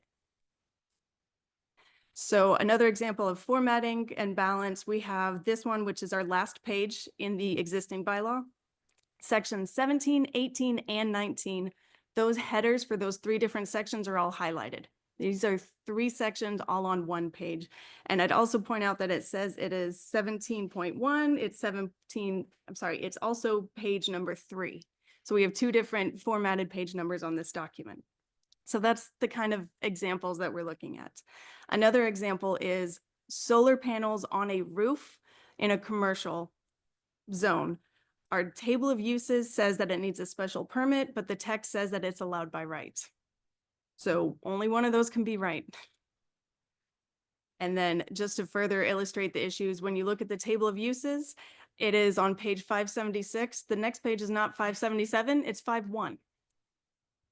And as far as the section 5HD of the solar panels, for some reason they reformatted differently, where the rest of the document, it should have been 5H4. So again, these are just kind of examples of what we need to fix. We want to make it reader friendly. We want to lay the groundwork to start looking at new policy issues afterwards. We hired the consultant, Judy Barrett, to get this done. We created a committee as well. So as far as the committee, we took people from everybody: select board, planning board, zoning bylaw review committee, the building commissioner, planning staff, and then our consultants, Judy Barrett and Bob Mitchell. So they have been meeting monthly. Back in December 2023, they had the kickoff. Excuse me.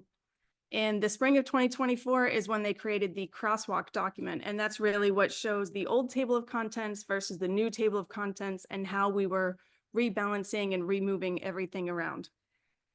In the summer of 2024, with that new crosswalk document ready to go, the consultants started drafting the different sections. Fall of 2024 is when they were shared and discussed and reviewed with the committee. And then winter 2024 and into 2025 has been the public review. So that crosswalk document, here's an example. The new section 1 is on the left. And you can see that it has 7 different subsections. And everything that goes into this document is over here on the right, where it's pulling from section 1, section 17, 18, and 19. We did not even have applicability for our zoning bylaw anywhere in the document before, so that is a new section that's being added as well. So you can see this in the crosswalk document on the web page, and you can see this for the entire document where 19 different sections have turned into 12 sections. Additionally, as we went through, we're looking for clarity. So there were some comments about why is it worded this way? Maybe it should be worded that way. Throughout the preliminary document, we used footnotes to track all of those. And then we had a footnote review document on the webpage as well for anyone that wants to see all of the footnotes listed out without scrolling through the document. You can even see it in that view as well. So here is the new table of contents for the overall draft. It's 12 sections. The very top section is going to be the administrative, legal things where we set up the document and the boards. 6 through 10 are really where the heart of the rules are going to be at. And then 11 and 12 are those special districts, overlay districts that aren't always applicable. And they're just kind of, I won't call them asterisks, but they're just special. So one of the things that we wanted to do as far as going through this and making sure that everything is still saying the same rules, but easier, we have this example, which if you want to open a business, then you're going to start with the table of contents with the document. In the old book, it's going to tell you to go to section 5. The new book is going to tell you to go to section 6. Pretty much the same that way. Then from the old book, you see that you need to go to 5C, and then you're going to scroll down through village residential, the other 2 residentials, multifamily, neighborhood, and then you're going to get to general business. And then from there, you're going to find the listed heading of either business uses, commercial uses, recreational uses. Don't ask me the difference between business and commercial. I can't tell you. And then over on the new side, you're going to see that 6.3 says see Appendix A. You go to Appendix A and the subheadings are there. And we think the characteristics or the groupings is a little bit simpler. We put business and commercial together because if there's not going to be a difference, you shouldn't separate them. And then we have more practical differences like food versus retail versus auto, which we think people can find what they're looking for a bit simpler that way. My goodness. All right. Other practice examples that we've been throwing out there is if you wanted to build onto your home, in the old book, you look at section 7 for the table of dimensional regulations. In the new book, you look at section 8 for the table of dimensional regulations. Nonconformities is the same text. It used to be section 10, now it's in section 9. Site plans used to be section 6, now they're section 4. And then what we've been asking people to do since we first put out this presentation last month is feel free to come up with any scenario. Maybe it's an application you guys have seen before. Maybe it's something you want to do in your own house. Pull up the old book, see what it is. Pull up the new book, see what that is. The process should be the same, if not easier, hopefully easier. And then the answer will be the same. So when we had the first item tonight, our staff memo showed what those standards look like for a solar panel special permit. So we wanted to make sure that you guys saw both of those citations side by side so that they do say the same thing. And then as far as the balances go, I love this chart. The left side shows how the current bylaw is drafted. That huge purple, pink area, depending on your screen, that is section 5. And it covers pretty much the entire book. If it's a regulation, it's in section 5. So we have what uses are allowed, what special permit requirements are allowed. And now it is split up a little bit more evenly into the new one over on the right side. So as far as the table of uses itself, we've extracted that into an appendix. So that way we can just email that as a separate form. If you're looking at the web page, you can just click right on it and pull that up. Once people are familiar with it, like staff and the frequent land use attorneys, they're not even going to open the bylaw to see they need to go to the appendix.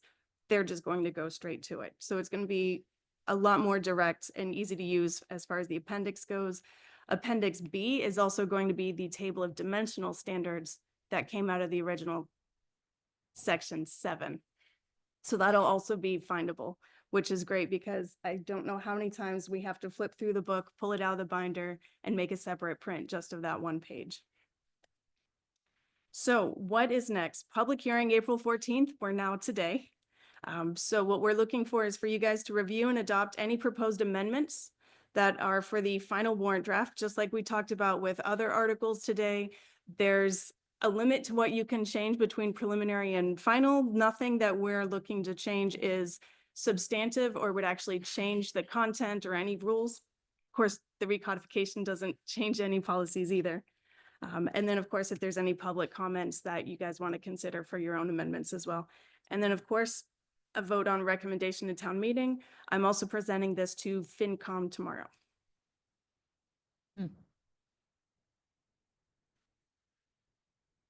And that concludes it. All right. Does Judy have anything to add? Or has Catherine covered everything for you? I think she's done a marvelous job. Seriously, that was great. Thank you. All right, I'll start with our planning board members that have been on the committee, and I'll have them share their thoughts first with us, as they've been the most in tune with this process. So, Mr. Giroux, could give us your thoughts and notes on the process? Yeah, thank you, Mr. Chairman. I think the summary was perfect, and I think the previous article discussion actually illustrated the need for this. This is a long time coming. And I think, I don't know how folks stay organized with all these changes and the velocity and the volume of change of bylaws, that general zoning bylaws that are out there. One thing I'll say is that, and I've said it before, one thing I think we have to be cognizant of, assuming this passes and we recodify these zoning bylaws, is how do we deal with amendments going forward? To keep the language consistent and keep the structure the same as it is after this article is finished. I think that's just as important. I'm sure the staff will come up with a plan. I'm sure in conjunction with this board. But I think that's something we need to be cognizant of as we go forward. Right. Just to keep it under control so it doesn't get the way it is today again. But I think this is a great step in the right direction, and I look forward to town meeting discussion. Thank you, Mr. Giroux. Mr. Robertson. Thank you, Mr. Chair. Yes, so a huge amount of time and effort has been put into the zoning recodification. I agree completely that it needs to be done. But as I've said multiple times in this forum and in the recodification meetings, my biggest concern is that our efforts to improve the document, we will introduce errors which then we'll have to live with for an extended period of time until we can get those fixed. For example, and I'm not making this about me, but I did spend an extensive amount of time and provided a couple pages of comments on the 30th of March. And Judy and our staff have been reviewing those, making fixes, and but we still don't have that final document, and so I am concerned because I don't know whether my comments have been fully understood. I don't know what fixes have been made, and so it unsettles me. The problem is, perfection is the enemy of good enough. And so where is the point that we need to be that we can submit this? And what are the the ramifications if we choose to not go forward with this? And the problem is we have a pretty good amount of high importance items that we already have in the schedule to take a look at during this next planning board year. And anyway, so what I am going to ask this board is that that you do approve this, but that we're going to be allowed to continue to provide comments for another week or so, just to make sure that we have the best document that is not going to meet my fear of introducing additional problems. So my focus on the comments, yes, there were some high level ones. You had the memo in your packet, but the findings, most of the heart of the comments that I submitted 2 weeks ago were the required findings, and ones that were missed, ones that that just didn't get brought forward. And now part of that is because of the complexity of the document, and it highlights the fact that we need to get this recodification done and streamlined. And so Judy and the rest of the team have done a heroic effort to get this done, but there still are some areas for omission. From a regulatory point of view, and we have a commitment from the staff to get those fixed, and that is all the cross references. Heaven forbid we have a cross reference that's supposed to go to section 6E, and instead it says 5E. So that there's a strong commitment to get those fixed. We have a big gap in the definitions. And so I have not had a time to do it. I don't know what review this esteemed body has done on that document since we were asked to look at that last meeting. But there's a lot more work to be done, and we're running out of space to get it done. But I think we need to proceed. But again, I think that we need to allow as much time as we can to get the best document we possibly can for town meeting. We owe that to the town. Thank you. Mr. Samir. I mean, I think I'm gonna go with the, recommendation of the members that has been on the board, on the recodification board, to allow this thing to go through, but to be able to submit comments or put some more input into it before it goes to final. Okay. Elise? Yep, thank you. Between the excellent subcommittee review and the work of the consultant and the pro bono third party, town council, and our director, Kat, I have faith that the final edits are in good hands. I think we can accept them this evening unseen, as long as we include the sentence in the memo that we accept these edits for the final warrant, as well as any public comment that identifies additional errors in formatting and clarity. Does that cover the concern that you, I know Kat is looking at these cross references. So Kat is looking at that. It's just not completed, but. Right. You're referring to me, right? Yes, she's asking you. Okay. Yep. So, yeah, so for example, we have a commitment that the revised figures and tables are going to be inserted. Some of those need to be updated. But again, we've not seen them.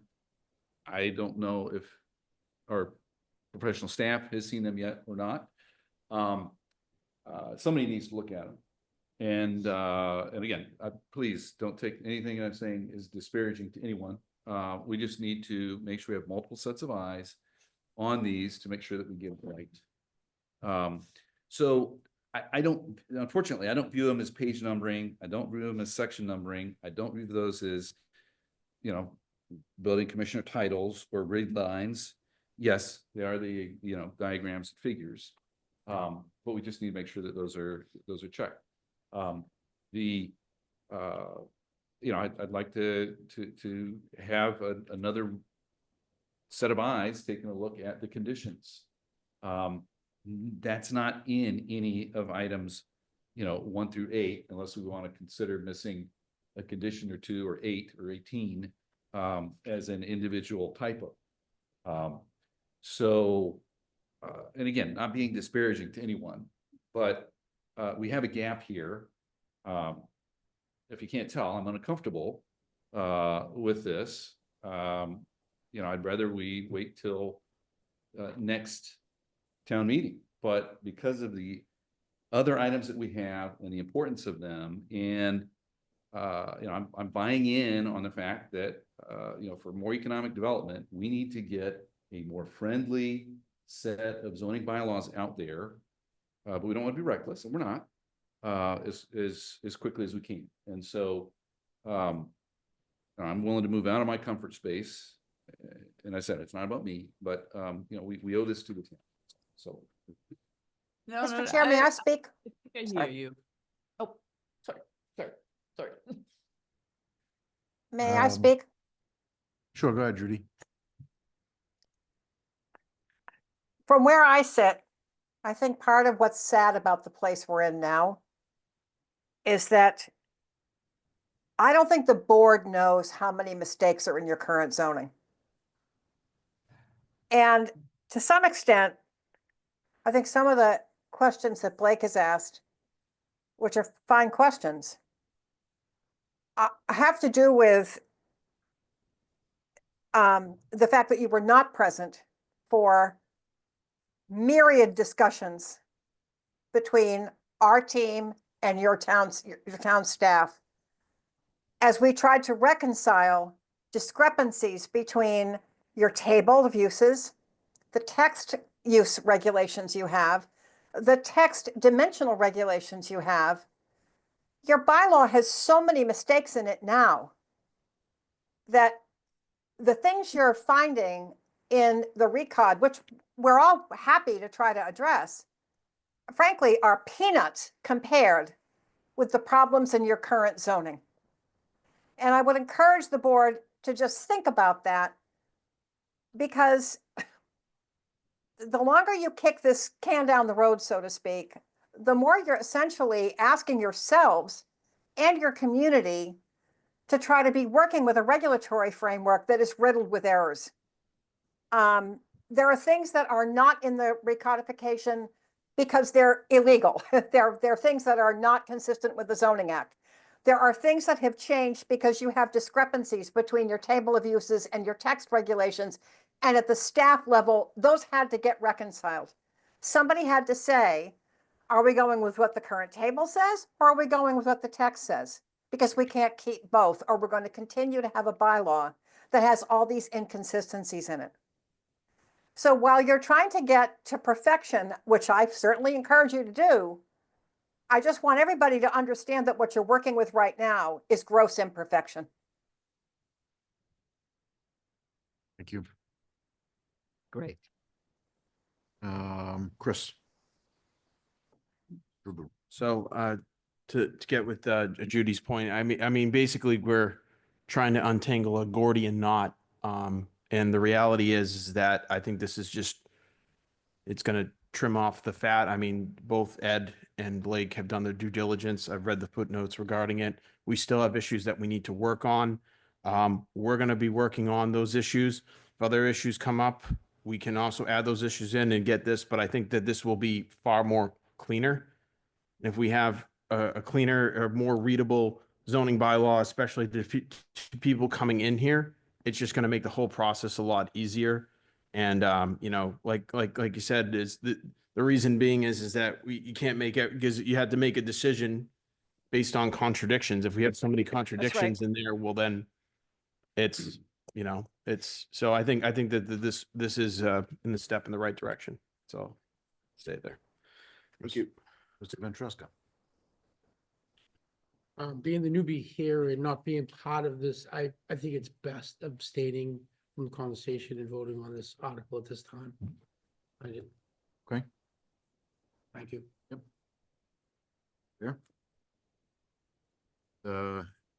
I feel your concerns, Mr. Robertson, and I can understand where Judy comes from, you know, as the expert level looking at our bylaw that's been patched and overlaid and, you know, worked on for a very long time. And it's time for us to start afresh with a new working document, and then we can start to address other items as we move forward in policy changes and things that need to be fixed above and beyond what you guys have already been tasked with. So I definitely support getting this kicked off in, you know, as a board, staff, and, you know, everybody's efforts here continuing to, you know, keep our eyes on this and making sure we make the proper adjustments. I mean, you know, you can look to the solar that we had in our first agenda item tonight as something that, you know, we might want to look at as a adjustment in policy, you know, depending on how it fits inside of a, you know, the box, right?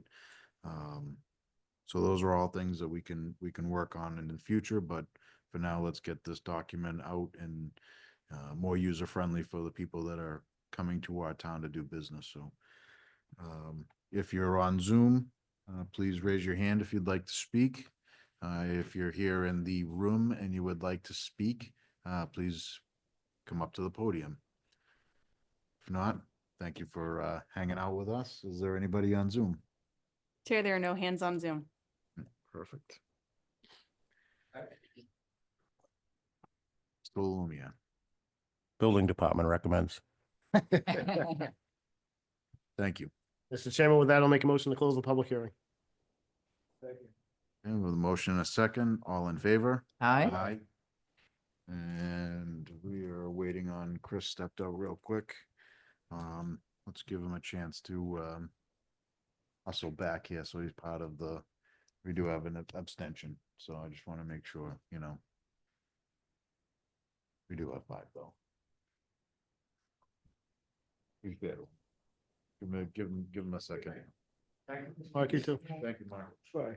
Take a vote already or no? Oh, we're waiting. That's all right. Yeah. We closed the public hearing, but I wanted you to be part of the vote. This will be 2/3 of town meeting, right?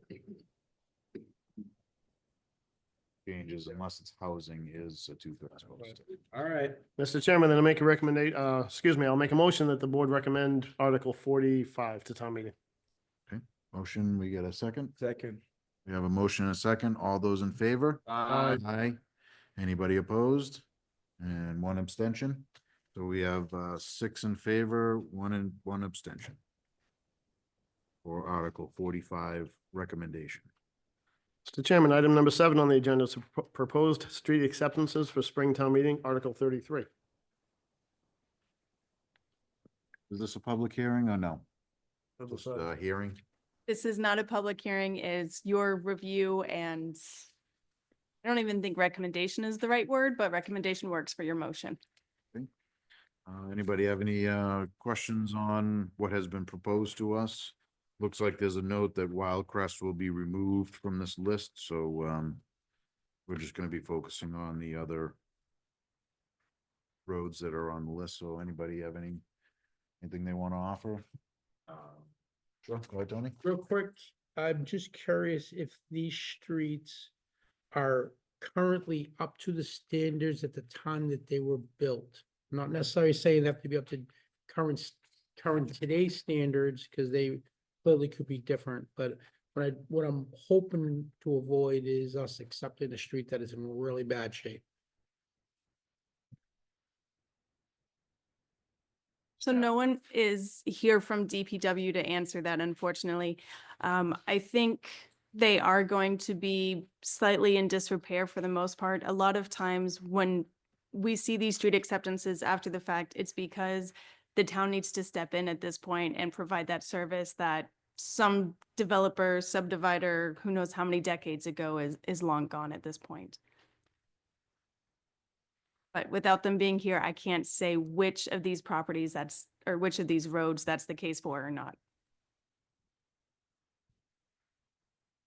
Mr. Chair, I do have a question on one. Sure. Yeah, I'm all set, thank you. Okay. Go ahead, Mr. Robinson. Yeah, because he was here earlier too. Ipswich Street, I guess, again, it's unfortunate that we don't have representatives here. And sometimes we've had streets because they're getting ready to do a sewer project. It's going to affect that area. And, you know, so there doesn't appear to be much rhyme or reason. This is quite a potpourri of roads. But Ipswich Street, I'm a little perplexed. You know, it's a street, looks like it's got one house on it that fronts on Oak Street. I guess there's one each side, but you know, so I don't even understand why we need to do it. It runs right into a big wetlands area. And so I don't understand why we would need to accept that street.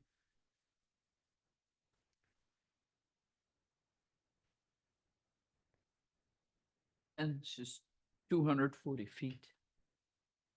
Right. Or what is it, chapter 90? Yeah, if it gets included. Yeah.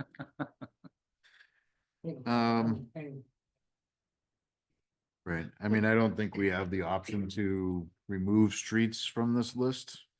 It's not necessarily our article per se. But that could be something you could certainly attend the select board meeting tomorrow night, I believe, is when they're going to hear some articles. On a special meeting tomorrow night. And that could be brought up to them. They're the ones that could remove a street from this listing. If there's anybody that can do that. So. Any other comments on any particular roads? You know,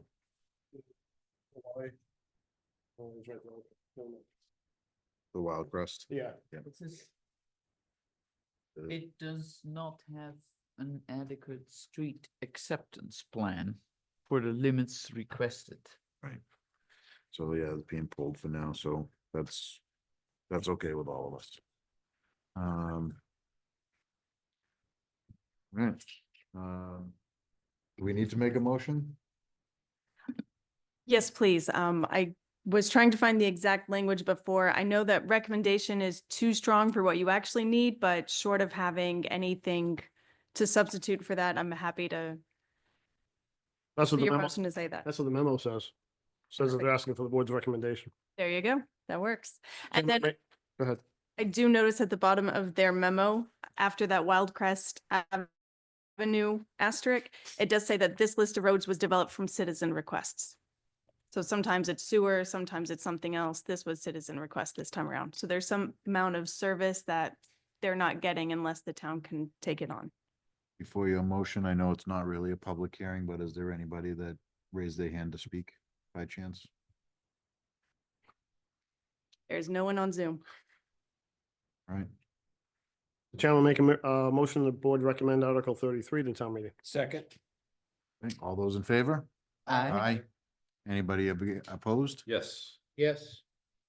So we have 5 in favor and 2 opposed. Okay. But just, recommend that you, attend the select board meeting, make your, oppositions known, and so they can make their determination before the article gets fully posted. With that, Mr. Chairman, under other business, I will make a motion to approve the minutes from December 10th, 2024. Second?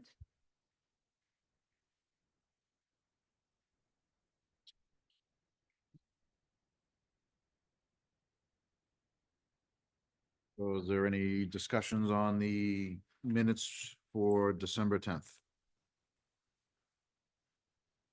And Tony will be Be abstaining abstaining from from all the minutes, yes. minutes for these votes, so we have a motion and a second. Okay, all those in favor? Aye.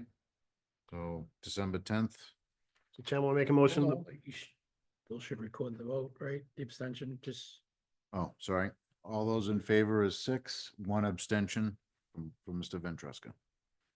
Chairman will make a motion, the board approve the minutes from January 13th. Second. Any discussion on the January 13 minutes? Seeing no discussions. Very good. All those in favor? Aye. Aye. And 1 abstention. 6 yes, 1 abstention. Chairman will make a motion, the board approve the minutes from March 27th, 2025. Second? This was a long one. Any discussions? Seeing none, all those in favor? Aye. Aye. And abstention 1, so 6 and 1 for all the minutes. And Mr. Chairman, on that last one, Evan, according to this, Evan wasn't there. I did, so. Oh, yeah. So it's 2 abstentions on? Yes. he was not there? No. Right, he never logged in. So that would be 5 yeses. It's still okay to vote yes, Yeah, it is. even It if is. you're not there. As a member, you can review the recording and still vote. Do you want to vote on the minutes or? I reviewed the recording. Okay, perfect. So the revised vote for the record is 5 yeses and 2 abstentions. And Mr. Chairman, next on the agenda is committee reports. Any updates from Ms. Henderson, NIMCOG? Open space? Yeah. Did I already mention the Economic Development Summit? That was at Crosspoint Towers, aka UKG, on March 26th. Yeah, I think you did mention that. Very, very fantastic. I was so tired that day from taking part. I mean, there was the whole group was addressed. I think there was like 100 people. I don't even know, but then you went in subgroups and you had to talk and participate. It was a lot of communication about what stood out to me, that the office buildings are empty. And this is a culture, the whole culture has changed. And they were all talking about, first you had tech, then you had bioscience, and then the bioscience got merged and went to another state, or bioscience went bankrupt. So there was a problem that they called it cannibalism of the different communities. Lowell eating up Chelmsford business, and all the businesses that are here, they stay here, but they just move from community to community to get the best deal. So there's a problem, and they were trying to address it. I thought that was very interesting. Now, yeah, usually I'm just about the outdoors, and so I got a lot about economic development. I thought it was very important to tell them that economic development was connectivity with trails. So we also had a walk to the along the Bruce Freeman Rail Trail, and the connector to where Target is. That's also paved now behind Jarvis, and it was much appreciated by me and everyone else. That was the summit, which I thought was very interesting. Before that, I had I attended NIMCOG meeting, and I'll attend the next one the day after tomorrow. Open space met April 1st, but I was not there. Can't report on it. Not much happened that night, regular meeting. Okay, thank you for attending. Are they hosting an event? Excuse me? Is they hosting an event? Yeah, Kugu. Yes, so right, so there's two events taking place that we'll mention. Cleanup Green Up Day is on April 26th. Saturday from 10 a.m. to noontime, and then from noon to 3, the Open Space Recreation Plan Committee, but point person Catherine down here at the end is doing our annual tree giveaway. So this is our second year giving away trees. Robert Maynard is going to. Yes, well, Robert is going to be the person that you'll see that day, but all of the planning took place by Catherine and Jane. I can't forget that.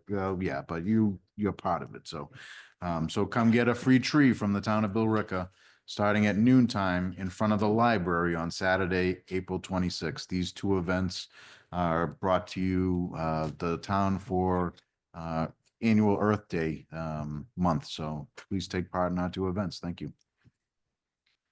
Mr. Chairman, the CPC used to be Kelly. Yes, so It's gonna be that.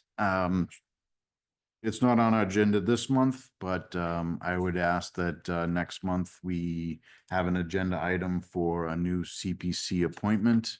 I'd like for us as a committee to make that decision versus a chair appointment.